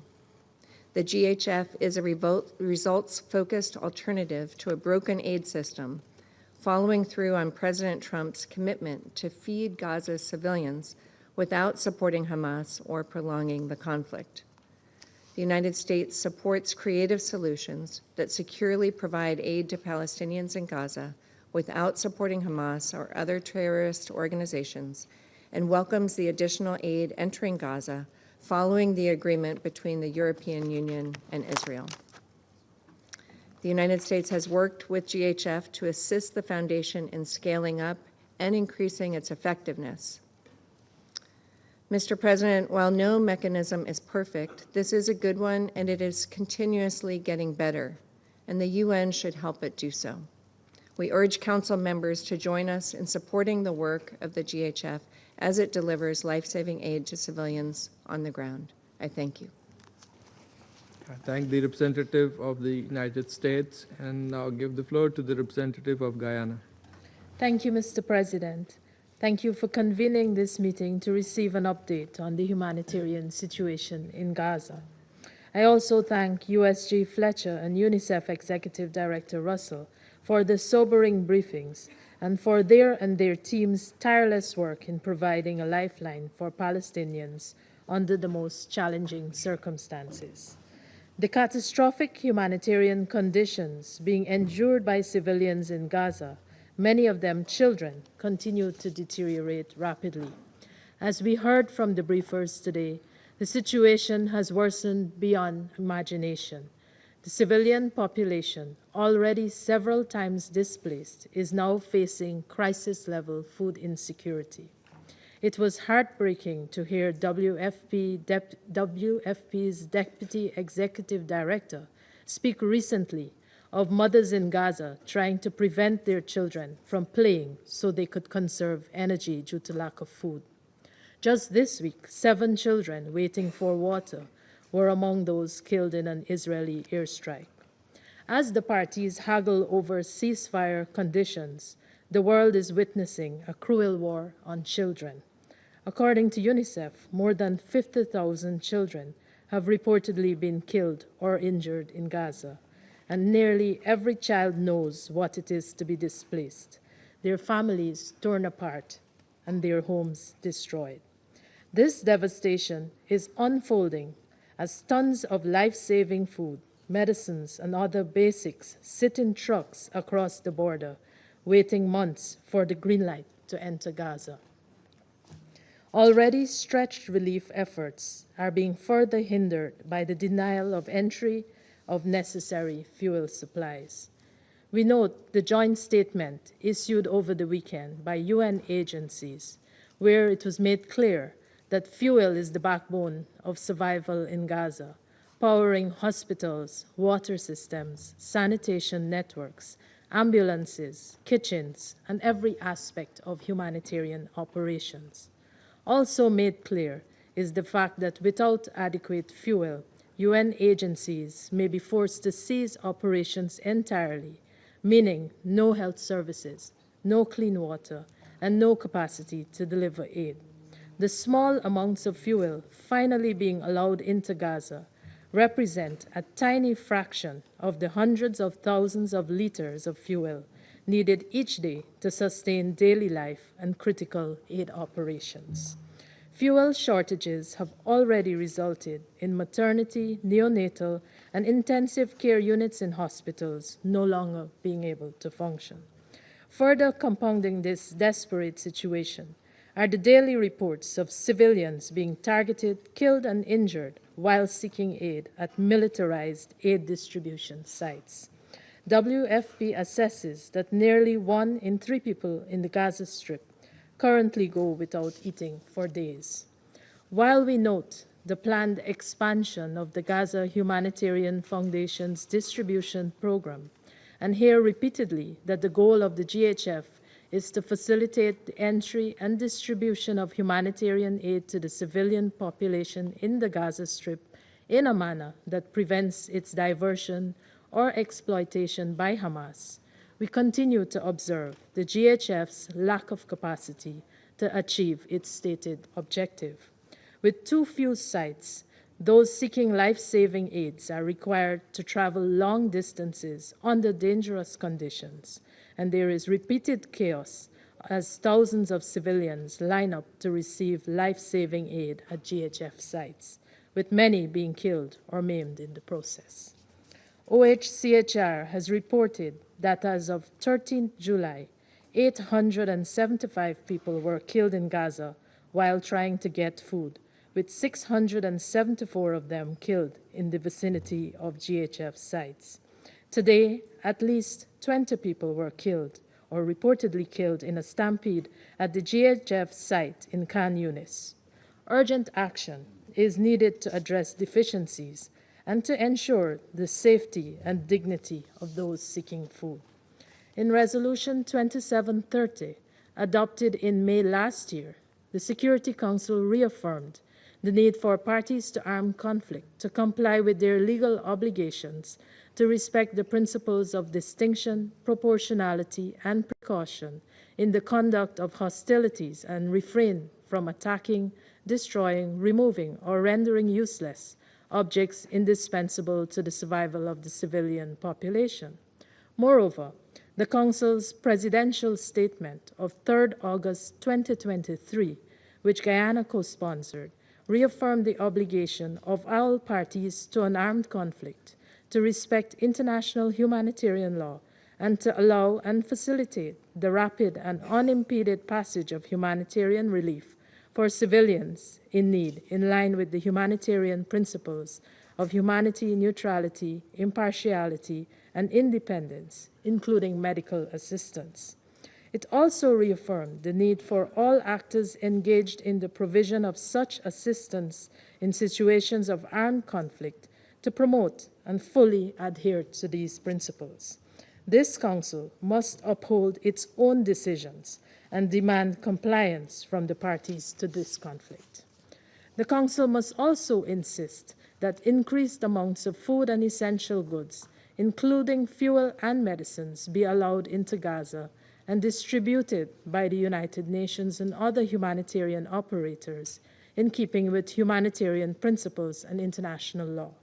The UN has consistently demonstrated its readiness and ability to deliver aid at scale every time there has been an opportunity to get aid into Gaza. Keeping lifelines open in Gaza is an obligation under international law, which requires providing aid and facilitating rapid and unimpeded passage of humanitarian relief to civilians in need. We remind that in an occupied territory, the occupying power must ensure that food and medical supplies are provided to the population in a manner that does not put their lives in mortal danger. Mr. President, colleagues, Guyana is also concerned about the continued attacks on schools that have become a sanctuary for displaced persons, resulting in new waves of forced displacement.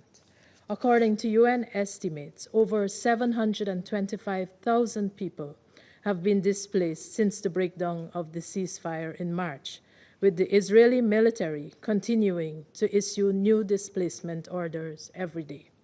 In the West Bank, Israeli settlers and military forces have also intensified their attacks against Palestinian civilians, resulting in the killing of civilians and the demolition of their homes.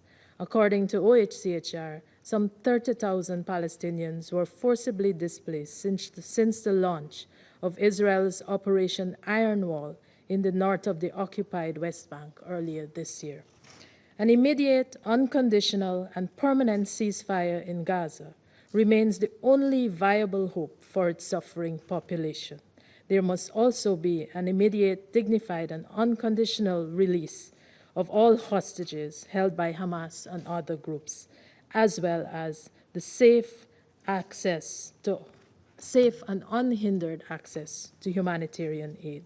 Guyana continues to appeal for peace to be given a chance in the Middle East. Peace premised on a resolution of the Palestinian conflict in line with the two-state solution, where the Palestinian people can live in peace, dignity, and in harmony with their neighbors. Mr. President, the Middle East deserves peace. I thank you. I thank the representative of Guyana for the statement and now give the floor to the representative of Algeria. Thank you, President. At the outset, I would like to thank Mr. Tom Fletcher, Under Secretary General for Humanitarian Affairs, and the Executive Director of UNICEF, Ms. Catherine Russell. We have heard them, and they are among the rare people committed to honesty, courage, and truth. We convey to you all our support. I would also like to thank you for the two briefings which have conveyed with painful honesty the reality in Gaza, where the only reality is death. How can it be otherwise while the Israeli occupation forces continue to inflict on the Palestinians all forms of death? They have this illusion fed by arrogance and the madness of power that they can empty Palestine from its people, thus paving the way for a new geography where history does not recognize its indigenous people. But for those who want to rewrite history, we say, ending the occupation and enabling the Palestinians to exercise their natural and legal inalienable right to their land is a historical inevitability. And those attempting to stop the wheels of history will be met by the same destiny as their predecessors. The land knows its people. Mr. President, in Gaza, an existential war is being waged, a war that does not need pretexts, because those who have the monopoly of force can make pretexts and export them, and can promote them and find those who will believe it, providing them with immunity and cover. In the Security Council, sessions abound, statements are delivered, but they do not dissuade the occupier and they do not stop the massacre. Our meetings, despite their abundance, reflect the concern of the international community towards what is happening.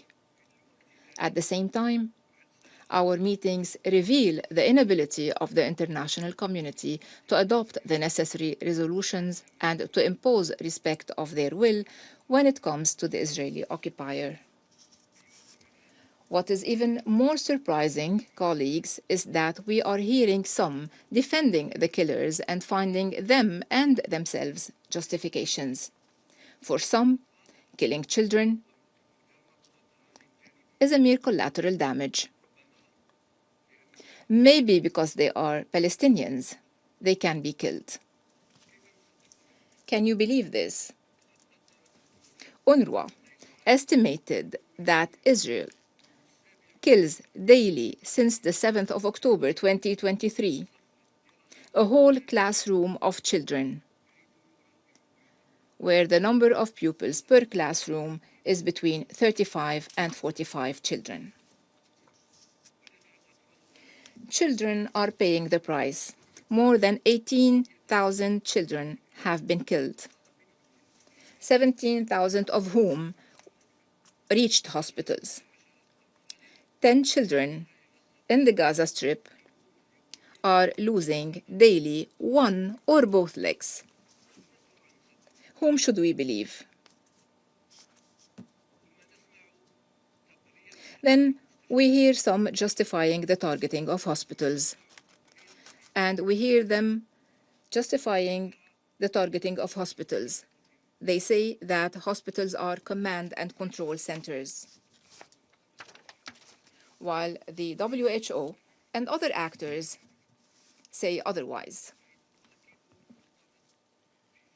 Physicians for Human Rights Israel has affirmed, and I quote, "The Israeli army has deliberately attacked hospitals and medical facilities. These attacks have led to a total collapse of the health system in Gaza, including the deliberate destruction of the infrastructure, an acute lack in medical equipment and essential medicine." End of quotation. Whom should we believe? Some are trying to convince themselves and to convince us that the current aid distribution system is in line with the humanitarian principles and that it is the ideal solution for the security concerns of the occupier. But the distribution points have been turned into death traps, and aid is being militarized to be used to displace, not to save. The ICRC has reaffirmed, I quote, on the 12th of July, the field hospital of the Red Cross in Rafah has received 132 people injured by weapons. This is the most recent incident of mass injury on distribution sites.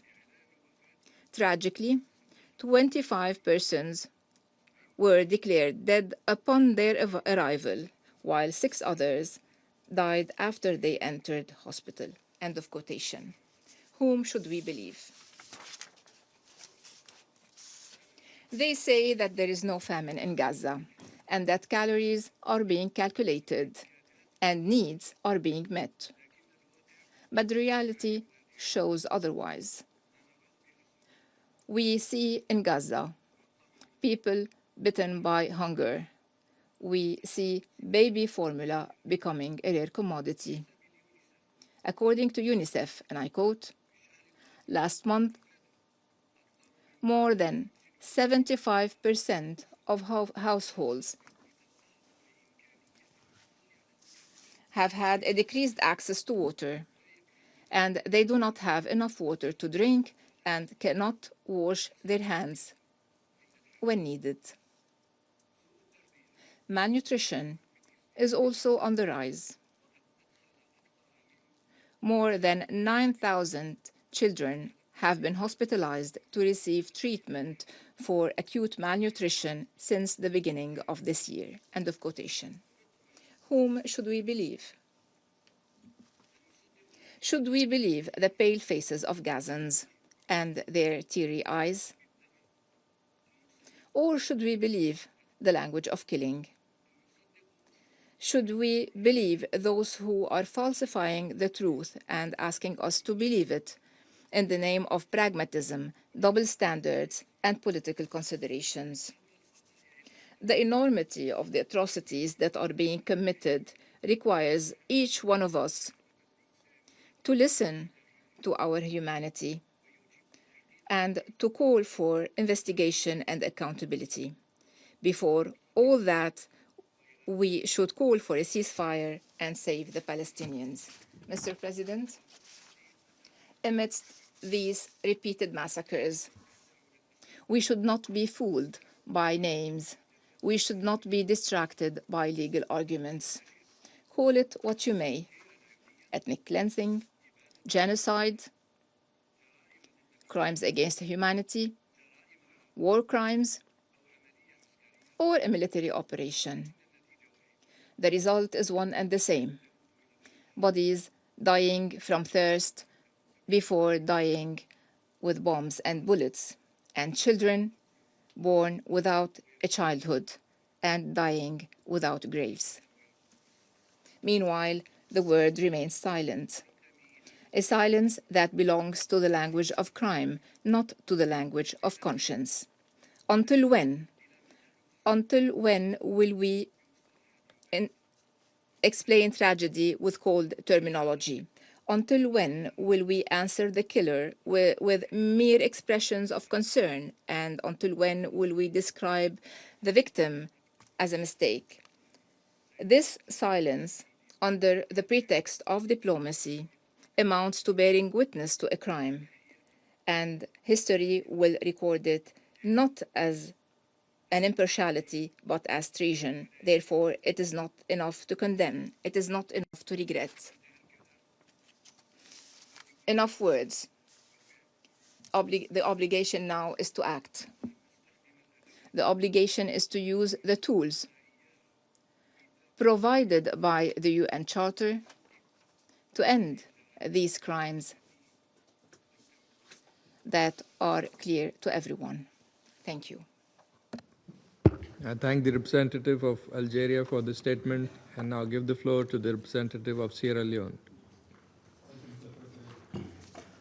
I thank you for convening this urgent meeting of the Security Council at the request of Denmark, France, Greece, Slovenia, and the United Kingdom. I also thank Undersecretary General Tom Fletcher and UNICEF's Executive Director, Catherine Russell, for their sobering and important briefings. I also thank them and humanitarian workers for their sacrificial work.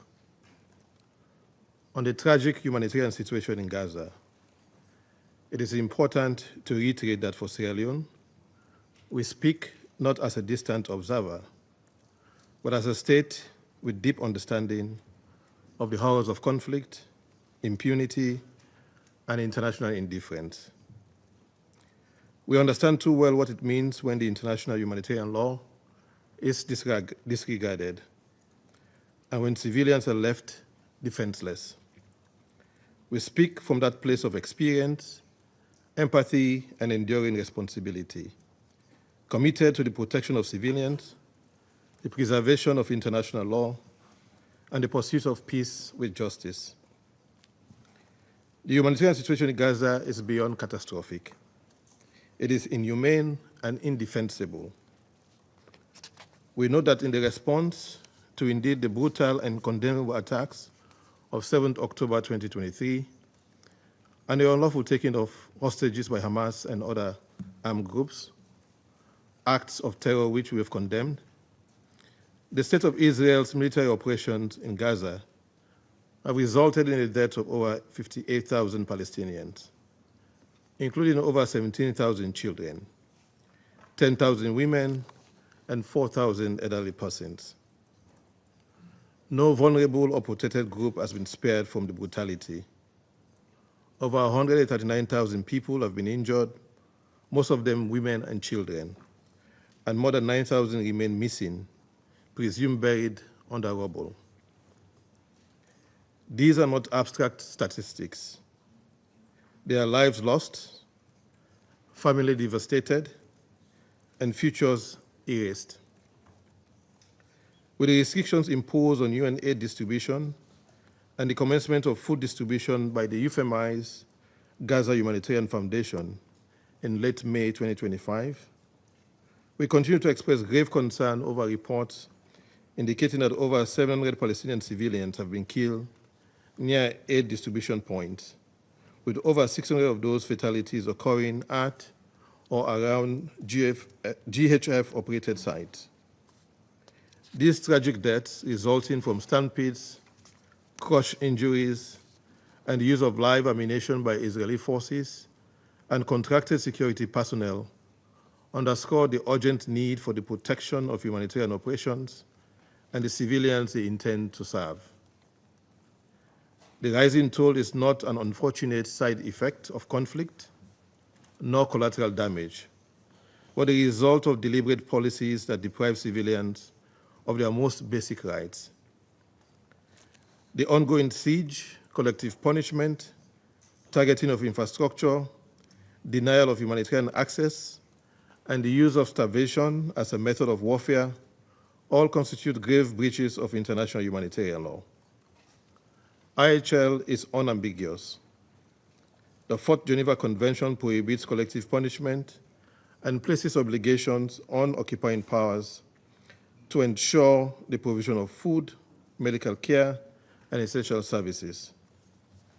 Additional Protocol 1 of 1977 under Article 54 explicitly prohibits the starvation of civilians as a method of warfare. The Rome Statute of the International Criminal Court, applicable in this case, defines the intentional starvation of civilians by impeding relief supplies as a war crime.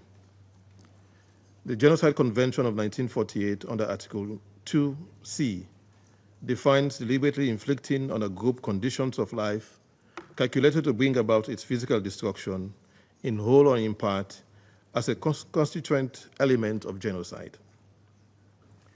These obligations are binding on the parties. The International Court of Justice, in the case of South Africa versus Israel, has issued provisional measures ordering the government of Israel to permit humanitarian assistance. These measures are also binding. They must be respected. But they have been and are being continually disregarded at best. This Council has a responsibility to ensure compliance. International jurisprudence, including from the ICTY, has affirmed that the denial of food, water, shelter, and medical care, especially when accompanied by widespread destruction and forced displacement, can constitute evidence of genocidal acts. The Appeals Chamber, dealing with the Srebrenica genocide, cited such conditions in determining genocidal intent. It bears repeating that the obligation to prevent genocide is a preemptory norm of international law and is erga omnes, owed by all states to the international community as a whole.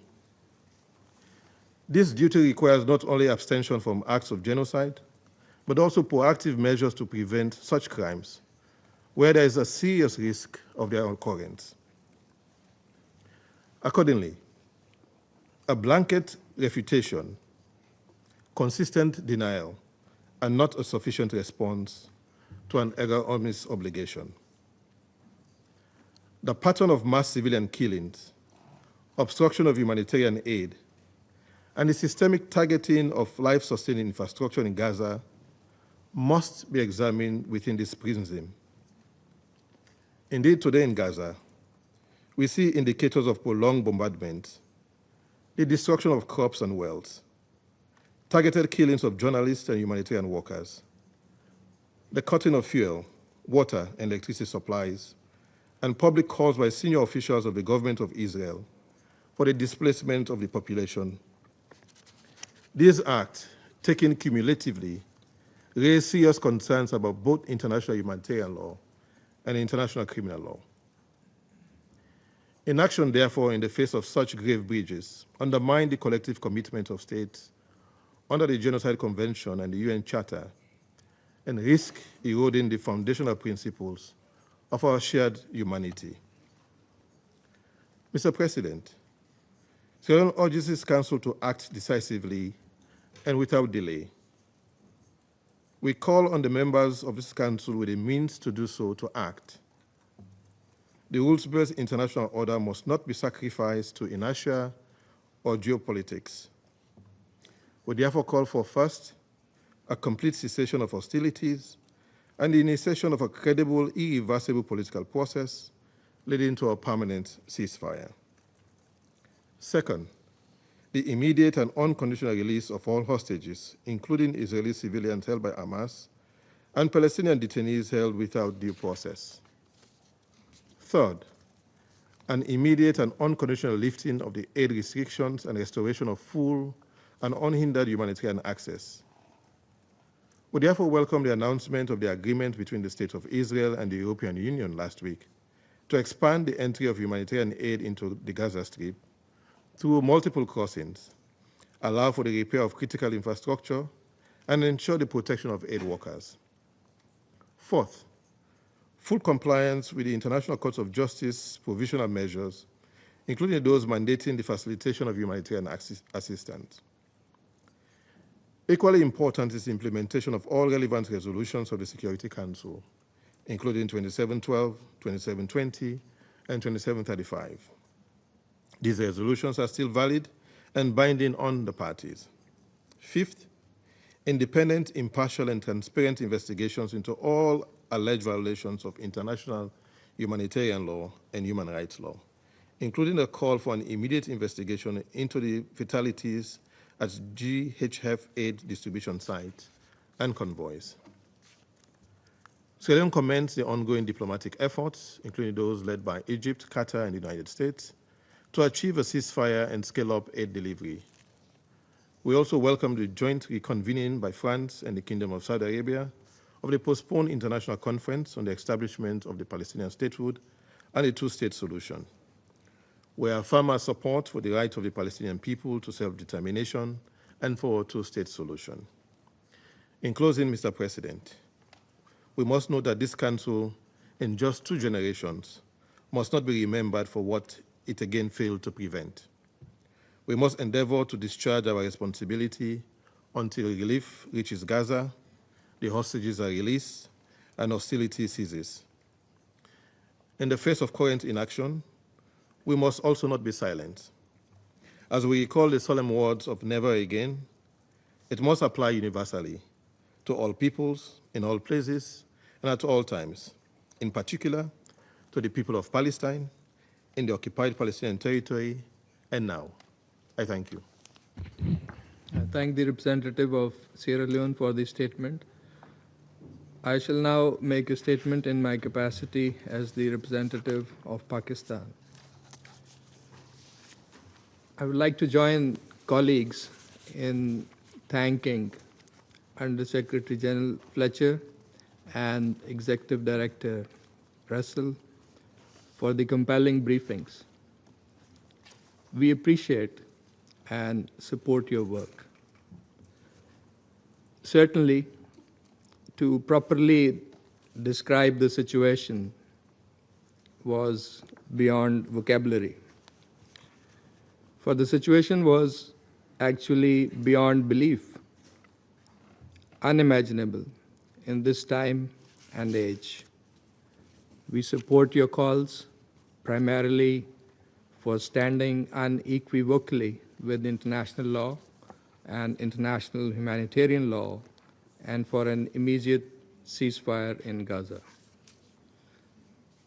Colleagues, Gaza teeters on the brink of total devastation, a man-made catastrophe where death stems not only from bombardments, but from the systematic dismantling of the conditions necessary for life. Over 58,000 people have been killed, more than 138,000 wounded, and the entire neighborhoods reduced to rubble. Hospitals are barely functioning as supply chains collapse. Starvation is being used as a tool of war, and aid, the last lifeline for millions, has itself become a perilous pursuit. Just this past week, on 12th of July, dozens of civilians were reportedly killed when Israeli forces opened fire near an aid distribution queue in the Gaza city. Men, women, and children were waiting in the blistering heat for food. Instead, they found death. This is not an isolated incident. It is part of a pattern that underscores the urgent need for change. On another sweltering July morning, 7-month-old Salam lay motionless in her mother's trembling arms, her tiny ribs protruding like fragile twigs beneath skin drawn thin by hunger, her sunken eyes too weak to cry, flickered faintly as UNRWA health workers rushed to assist her at a bomb-damaged clinic. For weeks, her family had wandered the rubble-strewn streets for infant formula, but without success. Aid distribution points had none. UN-run centers were either inaccessible, out of supplies, or under threat. As doctors worked frantically to stabilize her, Salam's breathing grew shallower, her faint whimpers fading into silence. By nightfall, she was gone. One of 67 children lost to starvation in the past month, while thousands of aid trucks remained stuck at Gaza's borders, obstructed by bureaucratic delays and militarized checkpoints. Salam's death was not an isolated tragedy. It was the unfortunate yet foreseeable result of a system that has allowed hunger to become a weapon of war, a reality so grotesque that experienced medics are now grappling with the levels of malnutrition they once only saw in textbooks. Colleagues, I wish to highlight 5 urgent points here. First, the current aid mechanism is clearly failing those it claims to serve. According to the UN Human Rights Office, 798 aid-related killings have occurred since late May, 615 of them at or near distribution sites. The UN-coordinated system of more than 400 well-networked distribution points has been dismantled. In its place, a heavily restricted system under the GHF now operates with just a handful of designated aid sites. This forces desperate civilians to traverse active combat zones in search of basic necessities. While some aid has trickled into Gaza, the volume is vastly inadequate. Its implementation is flawed, and it falls far short of the standards demanded by international humanitarian law. Most gravely, the system has morphed into a death trap. Second, the denial of life-saving assistance, particularly infant formula, has reached indefensible levels. Newborns face imminent risk of death by starvation. This form of deprivation cannot be justified under any circumstances. Immediate, unimpeded access must be granted for delivery of essential supplies. Third, Gaza is in the grip of a worsening shortage of medical supplies, shelter, and fuel. On 12th July, UN agencies issued a stark warning. Fuel reserves had reached critical lows, threatening to shut down hospitals, water and sanitation systems, telecommunications, bakeries, ambulances, and humanitarian operations. For a population of 2.1 million, this is a catastrophic tipping point. Fuel, medical aid, and shelter materials must be allowed without delay. Fourth, the current aid mechanism sets a dangerous precedent. Replacing neutral UN-led humanitarian operations with a militarized, selectively coordinated structure undermines the neutrality and impartiality that are cornerstones of humanitarian law. The consequences will reverberate beyond Gaza, endangering civilian protection in future conflicts. Fifth, and most critically, this catastrophe is not inevitable. It is the result of deliberate choices, policies, and actions of Israel, the occupying power. It can and must be reversed. The international community must act without delay. The objectives are clear and widely shared: an immediate, unconditional, and permanent ceasefire. And we appreciate the efforts that are underway to achieve that.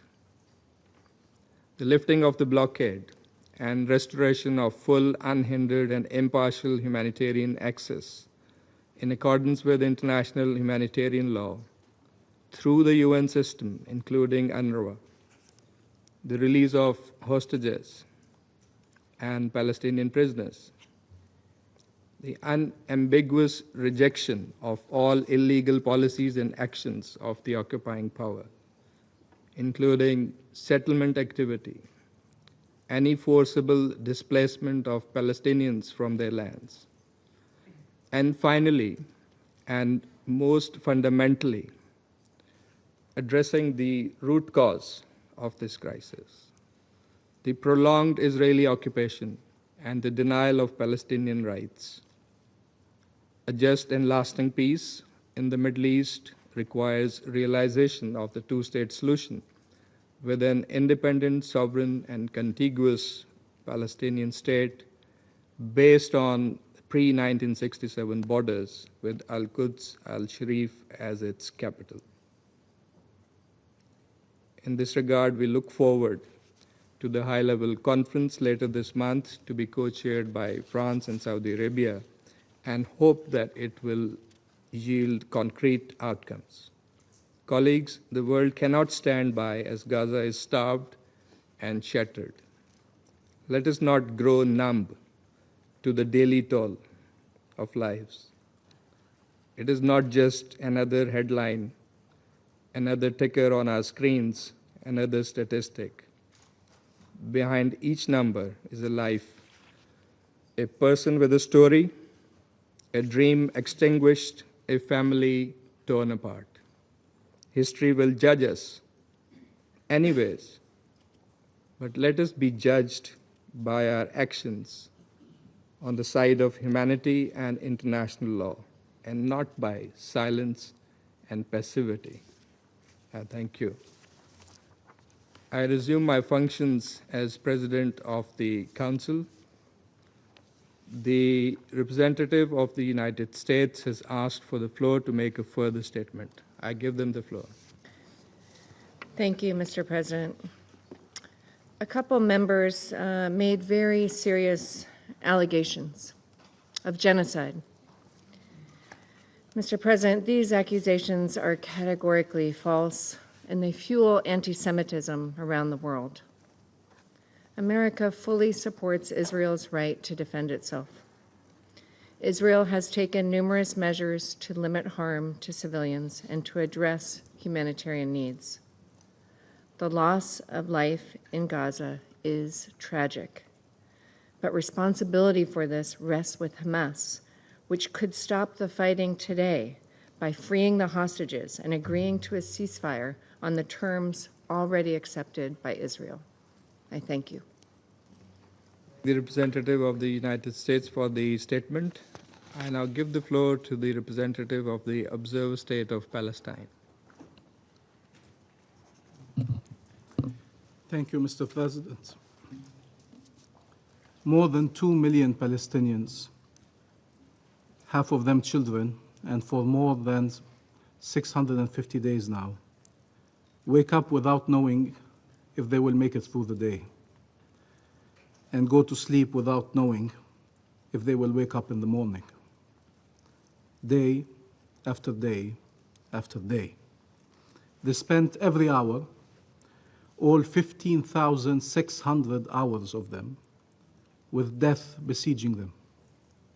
For an entire generation of Palestinians, death is now much more familiar than life.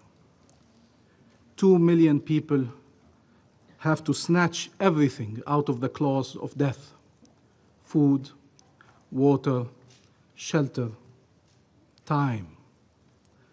They are being killed in the places where they are supposed to find life, killed in tents, killed while seeking food or water, killed in hospitals. Every single day has its share of tragedies. We speak of these today. 15 civilians killed, including 9 children, while waiting to receive treatment for malnutrition. 11 killed, including seven children, while queuing for water. Because of occupation-made water scarcity and occupation-made food scarcity.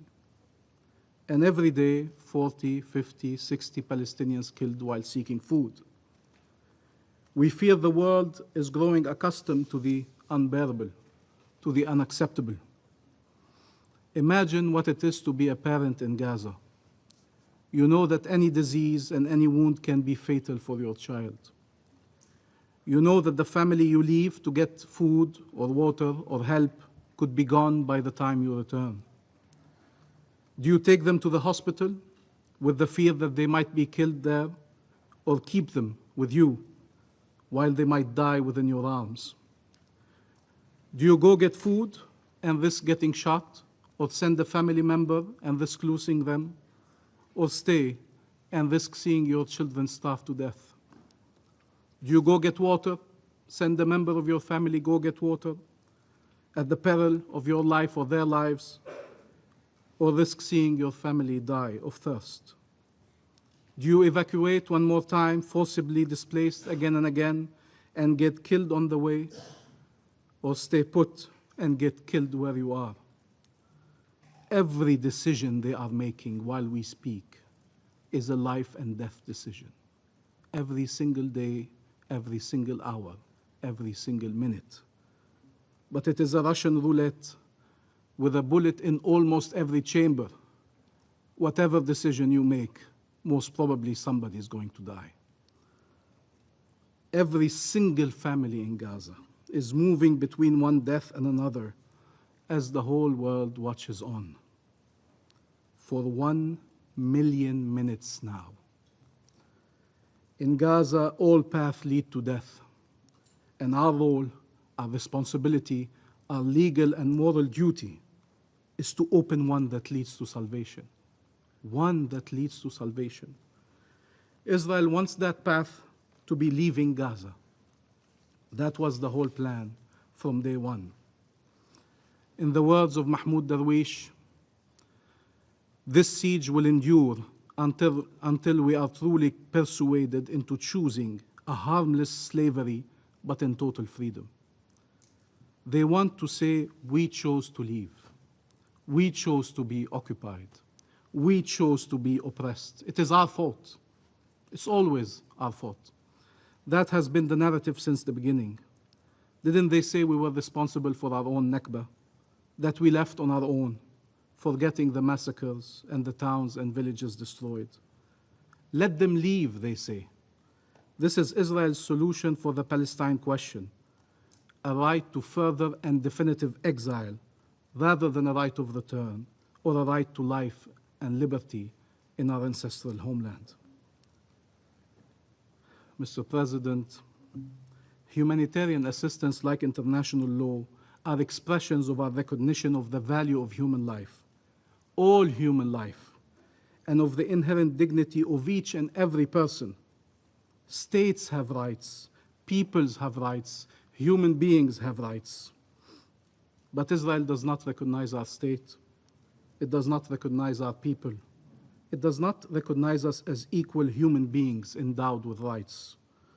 They find it outrageous that anybody can dare be outraged by the fate they have reserved to our people.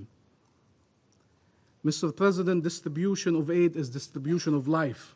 It is about safeguarding life. We measure our success by impact, by the lives we save. We keep discussing trucks and how many meals were distributed, and we count calories while infants are dying of malnutrition, while civilians seek food, water, shelter at the peril of their lives, while the infrastructure of life is being dismantled altogether. Aid must be delivered at scale. Aid must be delivered to all. Aid must be delivered across all of Gaza. This is non-negotiable. This shouldn't be a point of contention or debate or discussion. Israel has obligations as an occupying power to do so. We support an immediate ceasefire and the mediation efforts of Egypt, Qatar, and the United States to secure such a ceasefire. But that is not a reason, nor an excuse, nor a pretext, in the meantime, to continue killing Palestinians or to continue denying them the aid they are entitled to. Every day, a death sentence is executed against somewhere between 90 and 130 Palestinians. Their crime, the real crime they are being executed for, is being Palestinian. How is that possible? You heard Israeli leaders say there are no innocent civilians in Gaza, speak of human animals, and they are treating our people as such. What if we had said these words? There are no innocents in Israel. They support the occupation, they support the genocide, they voted for the people killing us or occupying us or subjugating us. They cheered while we were killed. That is not acceptable as a reasoning. No civilian can be killed based on what a group or a government is doing. No civilian can be held responsible for that and be killed for that. All civilians are entitled to protection, regardless of nationality, faith, or race, to be protected from being killed, from being taken hostage or arbitrarily detained, from being subjected to inhumane and degrading treatment, to torture, to forcible displacement. These are basics. These are the foundations of our international law-based order, and we still need to speak again of them because they are not being upheld. This continuous incitement and dehumanization kills and makes the most horrific plans become mainstream in Israel, including the crazy and criminal idea to ethnically cleanse the Gaza Strip. Every day, it's been 650 days, every day, 77 children are killed or maimed in Gaza. Every day, 61 children in Gaza lose a parent. Every day, 10 children lose one or both legs. Every single day. The biggest cohort of children killed and maimed, the biggest cohort of child amputees, the biggest cohort of orphans. How is that possible? Netanyahu summed it up. This is a struggle, he said, between the children of light and the children of darkness, end quote. Why should one care about the children of darkness? All children are God's creation. All children are God's children. Here they are, those Palestinian children whose light shines over the entire earth. and who were subjected to darkness. Hind, who was stuck with her family in a car, and after all the adults had been killed, her cousin Leone, 15 years old, was begging the rescuers to come and save them until she was struck by multiple bullets by Israeli occupation forces. That's when the world discovered the voice of Hind, begging to be rescued.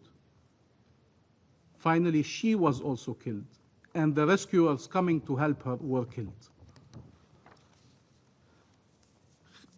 Khalid and Reem, we did not discover them like this. They were inseparable. We discovered them only when Reem was killed. And as her grandfather was holding his 3-year-old granddaughter, kissing her as if she was still alive, calling upon her, the soul of his soul, to stay with him. A few months later, Khalid also was killed. Yusuf, the 7-year-old, the youngest of his family, the boy with the curly hair, as he will become to be known for all Palestinians and for people around the world, also killed. The family of the pediatrician, Ala Najjar, who lost 9 of her 10 children. Only Adam survived. 9 of her 10 children. Sidar, Luqman, Sadin, Rival, Ruslan, Jubran, Eve, Rakan, and Yahya, aged between 7 months and 12 years. The Arafat family, the entire family found itself under the rubble. 13 members of the family were killed, including 7 children, in an airstrike, and the Israeli forces prevented rescuers from saving them. The images of Hala, 35 years old, as she was calling to be saved from under the rubble, will remain as part of the memory, collective memory of our people. And Salam, that you evoked, Mr. President, 6 months old when she was screened for malnutrition, only to die a few days later. One image among many of our children starving. I will spare you the images of our children burning. Dunya, who lost a leg in an Israeli airstrike, where she lost also her family members, her mother, her father, her brother, and sister. And Dunya, resilient, said, I will not lose hope. I will not give up on my dreams. I will become a doctor to help people. She was killed when a tank shell struck a children's ward at Al Nasser Hospital a few weeks later. Hur lost her leg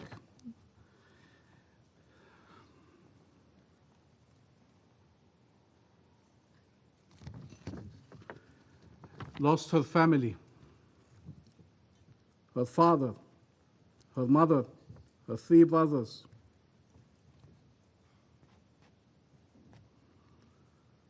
Doctors had to amputate her left hand entirely and the fingers of her right hand, and she had wounds at her head and legs. Siwar and Selina, 3 years and 21 months old, together in life and together in death. This image, unfortunately tragic images, are the ones winning this World Photo Prize by Samar Abul Auf, a photo of Mahmoud, 9-year-old Palestinian boy whose arms were severed and mutilated during an Israeli attack on Gaza. But also in the West Bank, 8-year-old Adam, he ran when Israeli occupation forces shot at him, his brother, and his cousin. His cousin was killed. And he was killed when he was struck by a bullet while he was running away, a bullet in his head, in the back of his head. Remember these faces. It is our duty to remind you of them, not to allow you to forget them. And remember all the children we can still save. In the West Bank, Israel displaced 40,000 people and destroyed entire refugee camps in Tulkarem, Tubas, and Jenin. It killed almost 1,000 Palestinians in the last 20 months.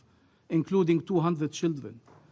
Palestinian villages are under incessant attacks by settlers and occupation forces from Masafir Yatta to Kafar Malik, from Taiba to Deir Debwan to Sinjil, where Saif Muslat was beaten to death by the settlers, and Muhammad al-Shalabi was shot in the chest and died. And again there in the West Bank, rescuers too were denied to reach the victim for several hours until they could no longer be saved. The same patterns at a different scale. Rampage and burning, destroying, killing Palestinian families and homes and hospitals and schools and mosques and churches and cemeteries and infrastructure and businesses. Everything is under attack. Palestinian presence and life in the land of Palestine is under attack. What world is this where Israel can claim it can kill anyone in Gaza? They are either terrorists who deserve to be killed, or human shield, it cannot be blamed for killing them. What if we accept this reasoning that a state cannot be held responsible for the people it kills? Is that the precedent? Is that the world we want to be living in? It is a genocide. Many observers say it, many independent organizations say it, many scholars say it from Israel and the rest of the world. And we blame Israel for these actions. Not Israeli civilians, not Jews around the world. They're not responsible for what Israel is doing. And many Jews around the world stand for justice in Palestine and elsewhere. They call it a genocide, and they fight to stop this genocide, and they fight for a future of peace. People in Israel also are able to say it, and we are able to say it around this table. And we stand with everyone, regardless of their nationality and faith, who stand for justice. We stand side by side, shoulder to shoulder. What world is this where one party can destroy a country and all the requirements of life and then pretend to be human and give lessons about the right to voluntary migration? Let them leave, this place is hell, says the person who turned it into hell in the first place. What world is this where a country can use starvation and thirst as weapons of war, and then under pressure to stop, is able to turn aid distribution into a tool to advance death and displacement at the same time? What world is this where putting an end to massacres or to get aid to be distributed is subject to negotiations? What world is this where humanitarian is characterized to identify a so-called city that is inhumane in its design and its purpose? Terms are being distorted, and rules are not only being breached, they are being obliterated. And it is our people who pay the price. What world is this where those defending international law are considered guilty and the perpetrators can never be held to account? Where Israel can be prosecutor, judge, and executioner, and then we will ask them to investigate their own crimes, the ones they were ordered to commit at the highest level of their leadership, espousing these crimes, pushing for these crimes, inciting these crimes, organizing and planning these crimes. What world is this where humanitarians trying to save lives are attacked and killed? Health workers and humanitarians and UN personnel, and those killing them blame them for their death. What world is this where those documenting the crimes perish to silence them? What world is this where we need to say that aid is not a bargaining chip, not a method of pressure, not a weapon of war, not an instrument for displacement and forcible displacement? Mr. President, and I conclude, our role is not to be the narrators of this genocide, but to be part of the movement that brings it to an end. Our role is not to be witnesses and testify. It is to deliver justice and peace. The fate of a nation depends on the decisions that states are willing to take today to save civilians, to end the genocide, to achieve a ceasefire, to release hostages and prisoners, to deliver aid, to ensure the withdrawal of Israeli forces, to deliver justice, to end occupation, to achieve shared peace and security for all, share peace and security, to save humanity and our international law-based order. This world is doomed and damned if it continues allowing for Palestinians to be killed in this manner, to allow children to be killed in this manner. Save Gaza so we may all be saved by Gaza. That will continue to be our call to all to act, states, individuals, entities, organizations, agencies. Save Gaza or we are all doomed. Save Gaza so we can all be saved by Gaza. Thank you. I thank the representative of the Observer State of Palestine for the statement.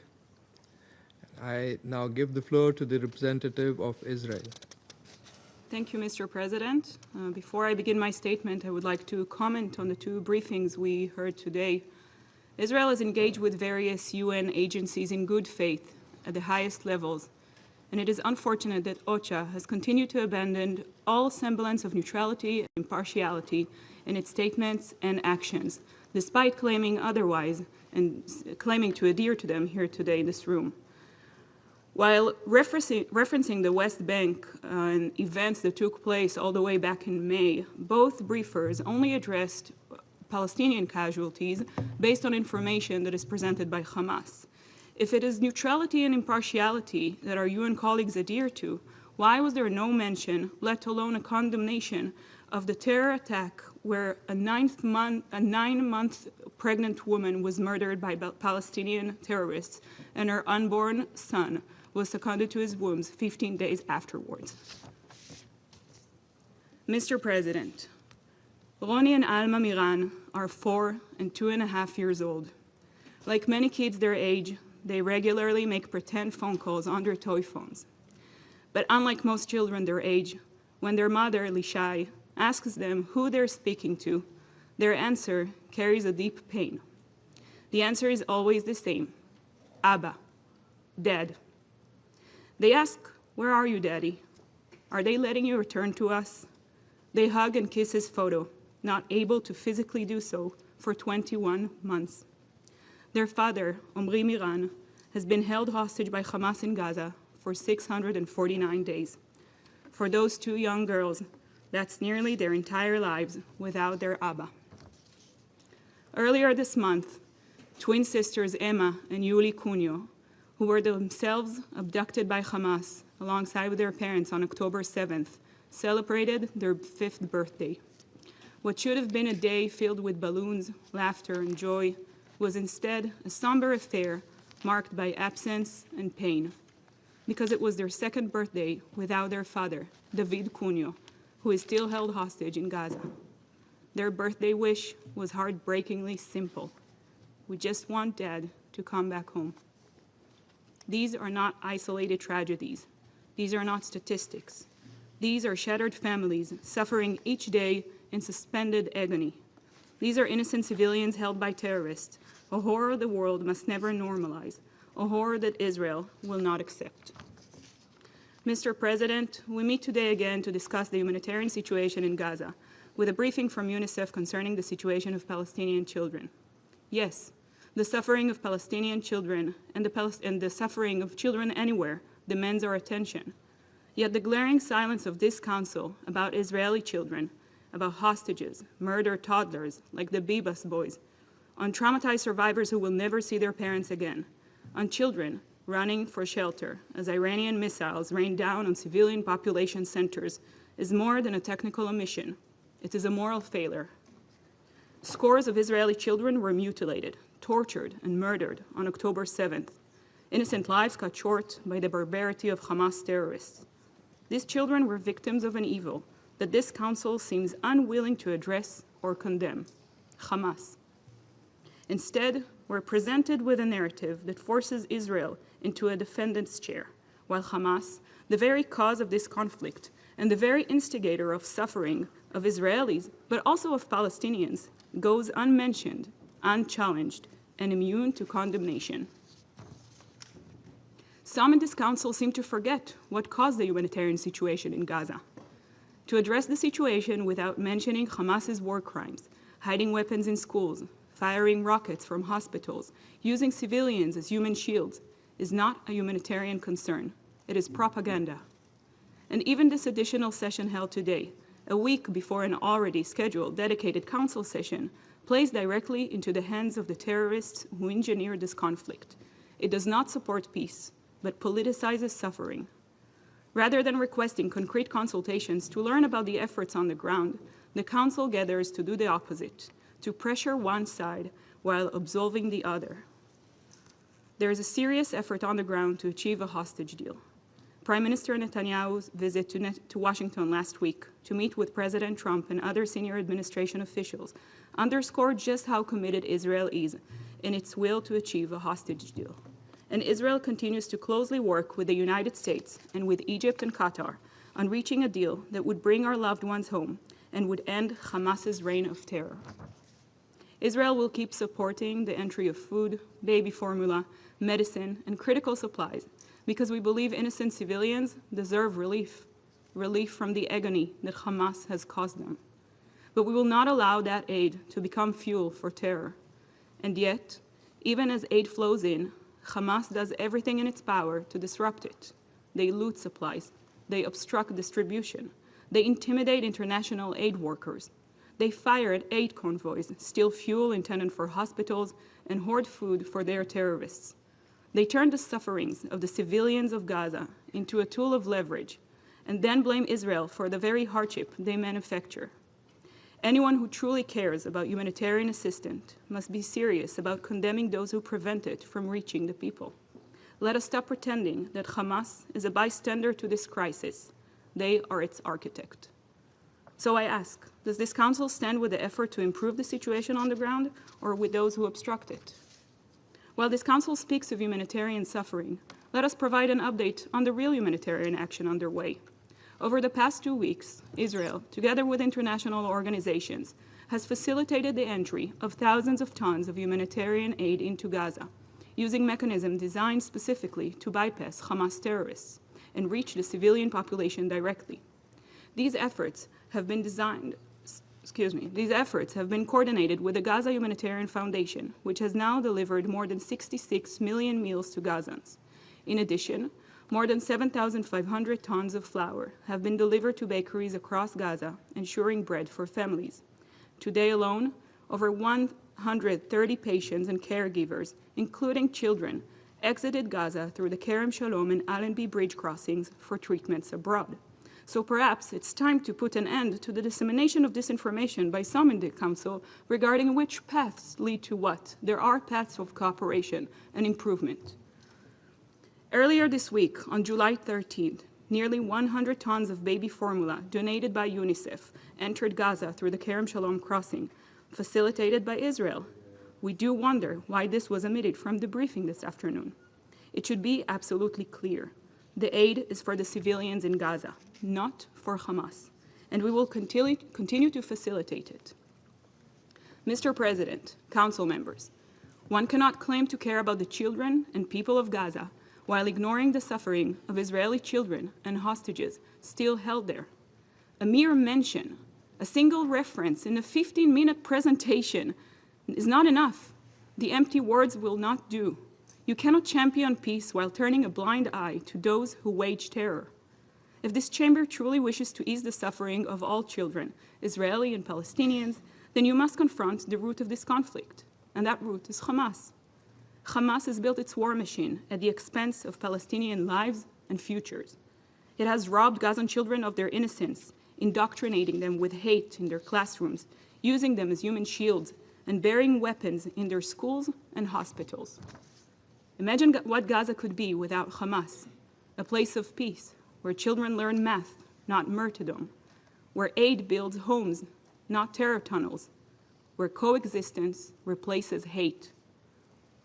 There are those who wish to work with Israel in good faith, regional partners who cooperate with us to bring hope to children across the region.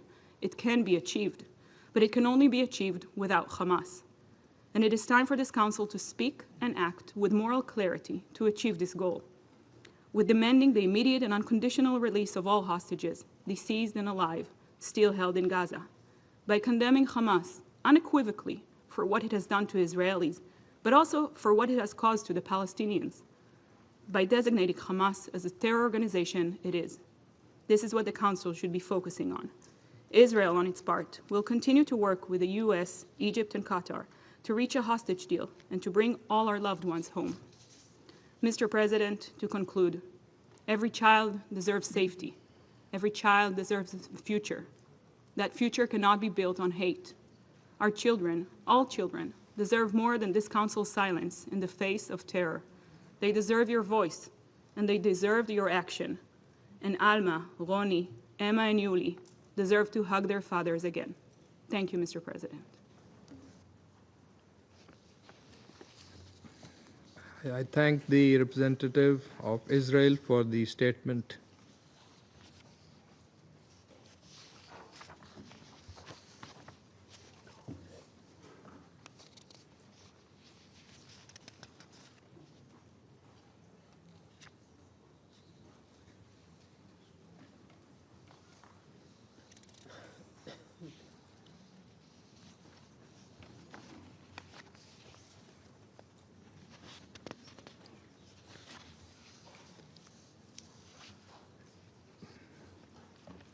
I now give the floor to His Excellency, Mr. Hakan Fidan, Minister for Foreign Affairs of Turkey.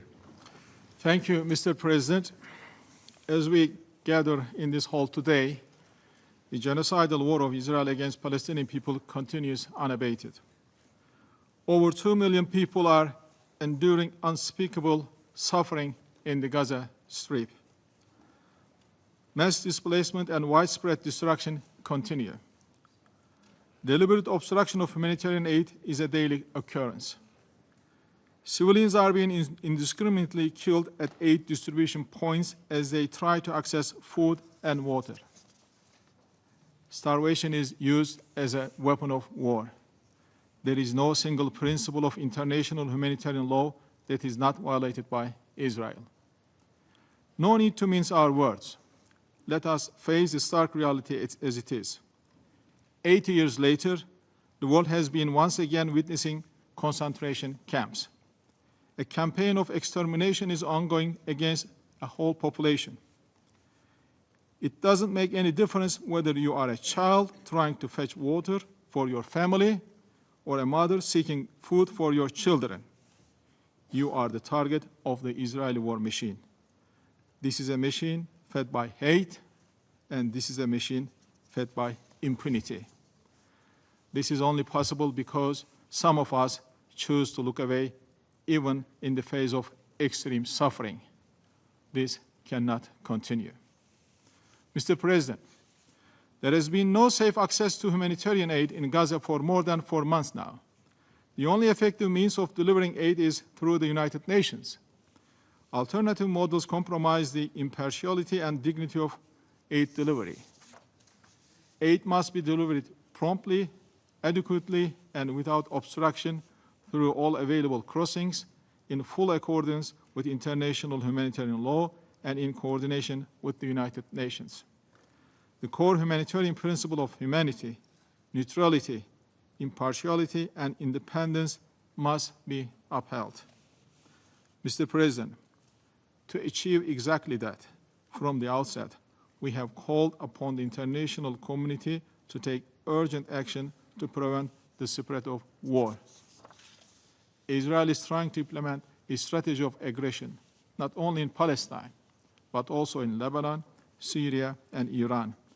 There is a clear pattern here. If left unchecked, this pattern risks wider destabilization. This is exactly what's going on in Syria. Israeli aggression is threatening the fragile peace that Syrian people paid a high price to reach. These attacks are deepening the ethnic fault lines across the region. It should be clear to all of us by now, Israel doesn't want peace, Israel doesn't want stability. We should collectively make sure that Syria doesn't fall into a spiral of violence. The stakes are very high. The ensuing instability will affect the whole region and beyond. Mr. President, the recognition of the legitimate rights of Palestinian people and the establishment of an independent state of Palestine remain essential for lasting peace in the Middle East.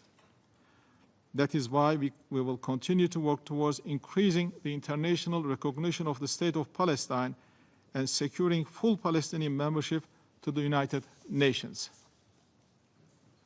Mr. President, one fact is clear beyond any doubt.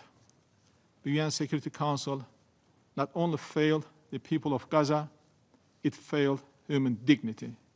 It failed the very values and principles that the United Nations is founded upon. The crisis in Gaza has passed the point of being a humanitarian emergency. This is now a profound test of our collective humanity.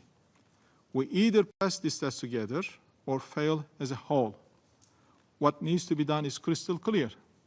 Stop the Israeli war machine, stop impunity, immediate and sustained ceasefire now, unhindered humanitarian aid now, a renewed and urgent commitment to the two-state solution now. Thank you, Mr. President. I thank His Excellency Mr. Fidan for the statement. I now give the floor to His Excellency Mr. Stavros Lambrinidis, Head of the Delegation of the European Union to the UN. Thank you, Mr. President. The European Union deplores the dire humanitarian situation in Gaza, the unacceptable number of civilian casualties, and the levels of starvation. The EU recalls the imperative of ensuring the protection of all civilians, including humanitarian workers, at all times, as well as of civilian infrastructure, including medical facilities and schools, as well as UN premises. Mr. President, the European Union calls on Israel to fully lift its blockade on Gaza, to allow immediate, unimpeded, safe and predictable access and sustained distribution of humanitarian assistance at scale into and throughout Gaza, and to enable the UN and its agencies and humanitarian organizations to work independently and impartially to save lives and reduce suffering. The EU has consistently called on Israel to fully comply with its obligations under international law, including international humanitarian law. After a meeting of the EU Council of Ministers in June, the EU High Representative, Kaja Kallas, entered into a dialogue with Israeli authorities on the humanitarian situation. Following that dialogue between the EU and Israel, steps have been agreed by Israel to improve the humanitarian situation in the Gaza Strip. These expected steps include, among other things, the substantial increase of daily trucks for food and non-food items to enter Gaza, the opening of several other crossing points in both the northern and southern areas, the reopening of the Jordanian and Egyptian aid routes, enabling the distribution of food supplies through bakeries and public kitchens throughout the Gaza Strip, the resumption of fuel deliveries for use by humanitarian facilities up to an operational level, the protection of aid workers, the repair and facilitation of works on vital infrastructure, like the resumption of the power supply to the water desalination facility. We can already see some improvements, including delivery of fuel, reopening of the Jordanian and Egyptian routes, opening of a crossing point in North Gaza, and ongoing reparations of essential humanitarian infrastructure, but a lot more is needed. These measures are to be implemented with a common understanding that aid at scale must be delivered in accordance with humanitarian principles of humanity, neutrality, impartiality, and independence, and that measures will continue to be taken to ensure that there is no aid diversion to Hamas or elsewhere. The EU will closely monitor implementation of these steps. We welcome updates from our humanitarian partners in this regard. At the same time, the European Union continues to call for an immediate ceasefire in Gaza and the unconditional release of all hostages, leading to a permanent end to hostilities. The EU continues to fully support the mediators, the United States, Egypt, and Qatar. The EU deplores the refusal of Hamas to hand over the remaining hostages. I reaffirm the EU's commitment to a lasting and sustainable peace based on the two-state solution, with the State of Israel and an independent, democratic, contiguous, sovereign, and viable State of Palestine living side by side in peace and security and mutual recognition.